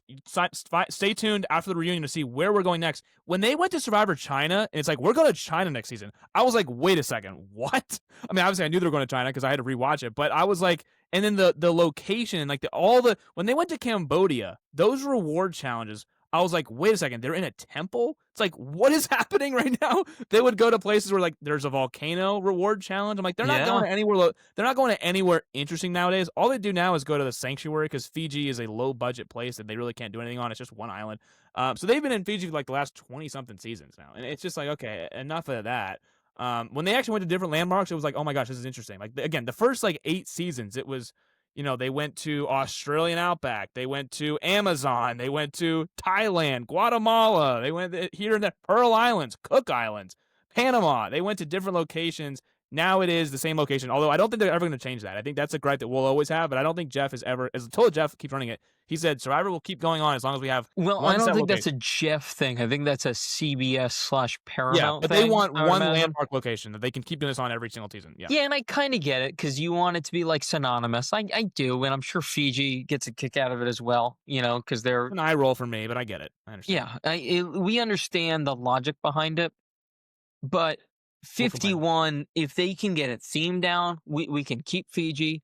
If we can get a theme down, I think it should be probably another returning season. I do, They at usually don't least do with a back-to-back, though. gimmick. They usually don't do back-to-back. They No, but I think if you're gonna do I hate calling this the new era because what's the next era? You can't have the new era and then the newer era. We'll call it the undefined era. How about that? Can I call it can I Sure, the budget era, the start of the undefined budget era. If you're going to do that, you need to cast differently. You need to have a different game plan. You can keep it in Fiji, that's fine. You need new comps and you need a better casting where there is visual diversity, but there is also a heightened diversity of ideas. Yes, different way of thinking, diversity. I want to see politically everyone different. I want to see racially people different. I want to see socioeconomically people different. I want to see people's different thoughts on anything from, things that matter to their favorite singer and why Morgan Wallen is or isn't the best artist on the entire planet. I want them to be feuding over Yeah. everything. I want them to be connecting over everything. I want to see old school Survivor. And I think people struggle to define that. For me, it's just getting people of all different walks of life and throwing them in a random location. And God forbid we have to keep the same location. That's fine. I still think the core of the show works. We just need to kind of cut out the shot in the dark. We need to cut out the constant advantages. We need to cut out all the things we just can't stand about Modern Survivor. We need to have that grit back that people dearly miss that still exists because we see it on Big Brother. I'm sure you see it on the challenge. I hear about it on the challenge anyway. So it exists. It's not just like this new world that we have. It still exists. We just need to find it and harness it in Survivor. Yeah, Survivor's the big one where they need to do a better job of that. The 30s was like the advantage era. 40s, we took it up a notch as far as advantages, but we just lost everything else besides we lost everything that was Survivor. That we cast the same people every single season in the new era was Yeah.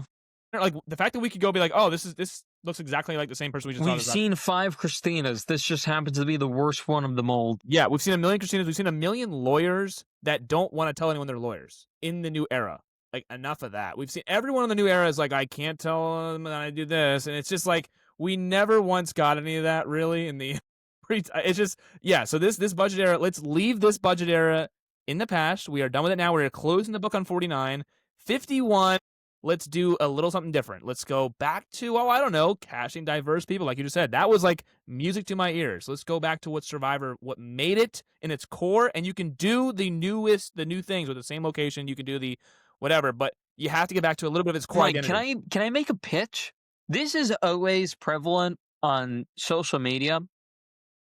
And you can do it one of two ways. Presumably do a Northeast, a Southeast, a Midwest, and a West Coast. Something like that. You can do where they're from. Or you can do even more, you could do like, big city, small town. Like these classic things that always are brought up still to this day. Lean into that we haven't seen. We haven't really seen like a from all the different parts of the country. We really haven't seen like a city person versus a rural person. We haven't seen that on Survivor. We've seen bits and pieces of it, obviously, throughout the years, but we haven't seen it as entire themes.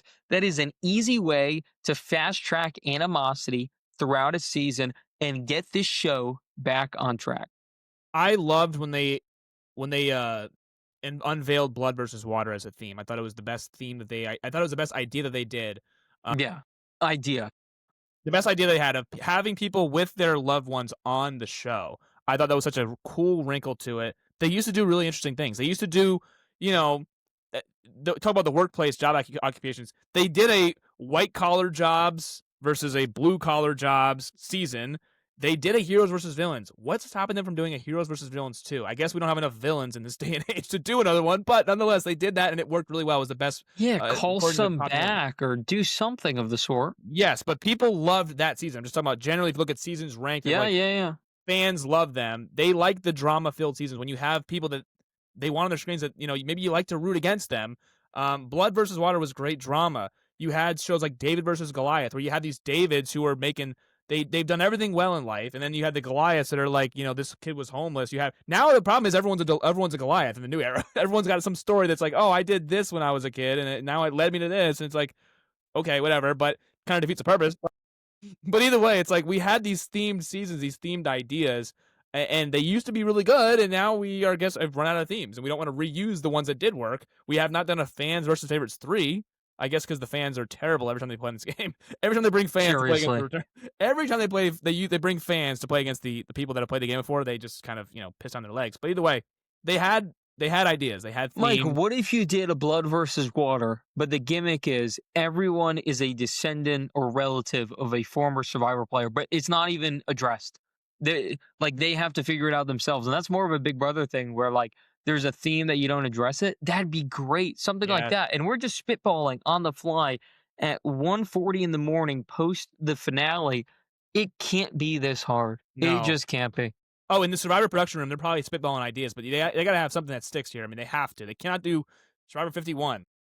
New era Yeah, cast, if lawyers. it's Survivor 51 and there's not a clear shift, this show is going to go down the rails. If it's Survivor 51 and you see another Christina and you see 3 more lawyers and you see somebody who works in finance, what are we going to do with ourselves? Come on.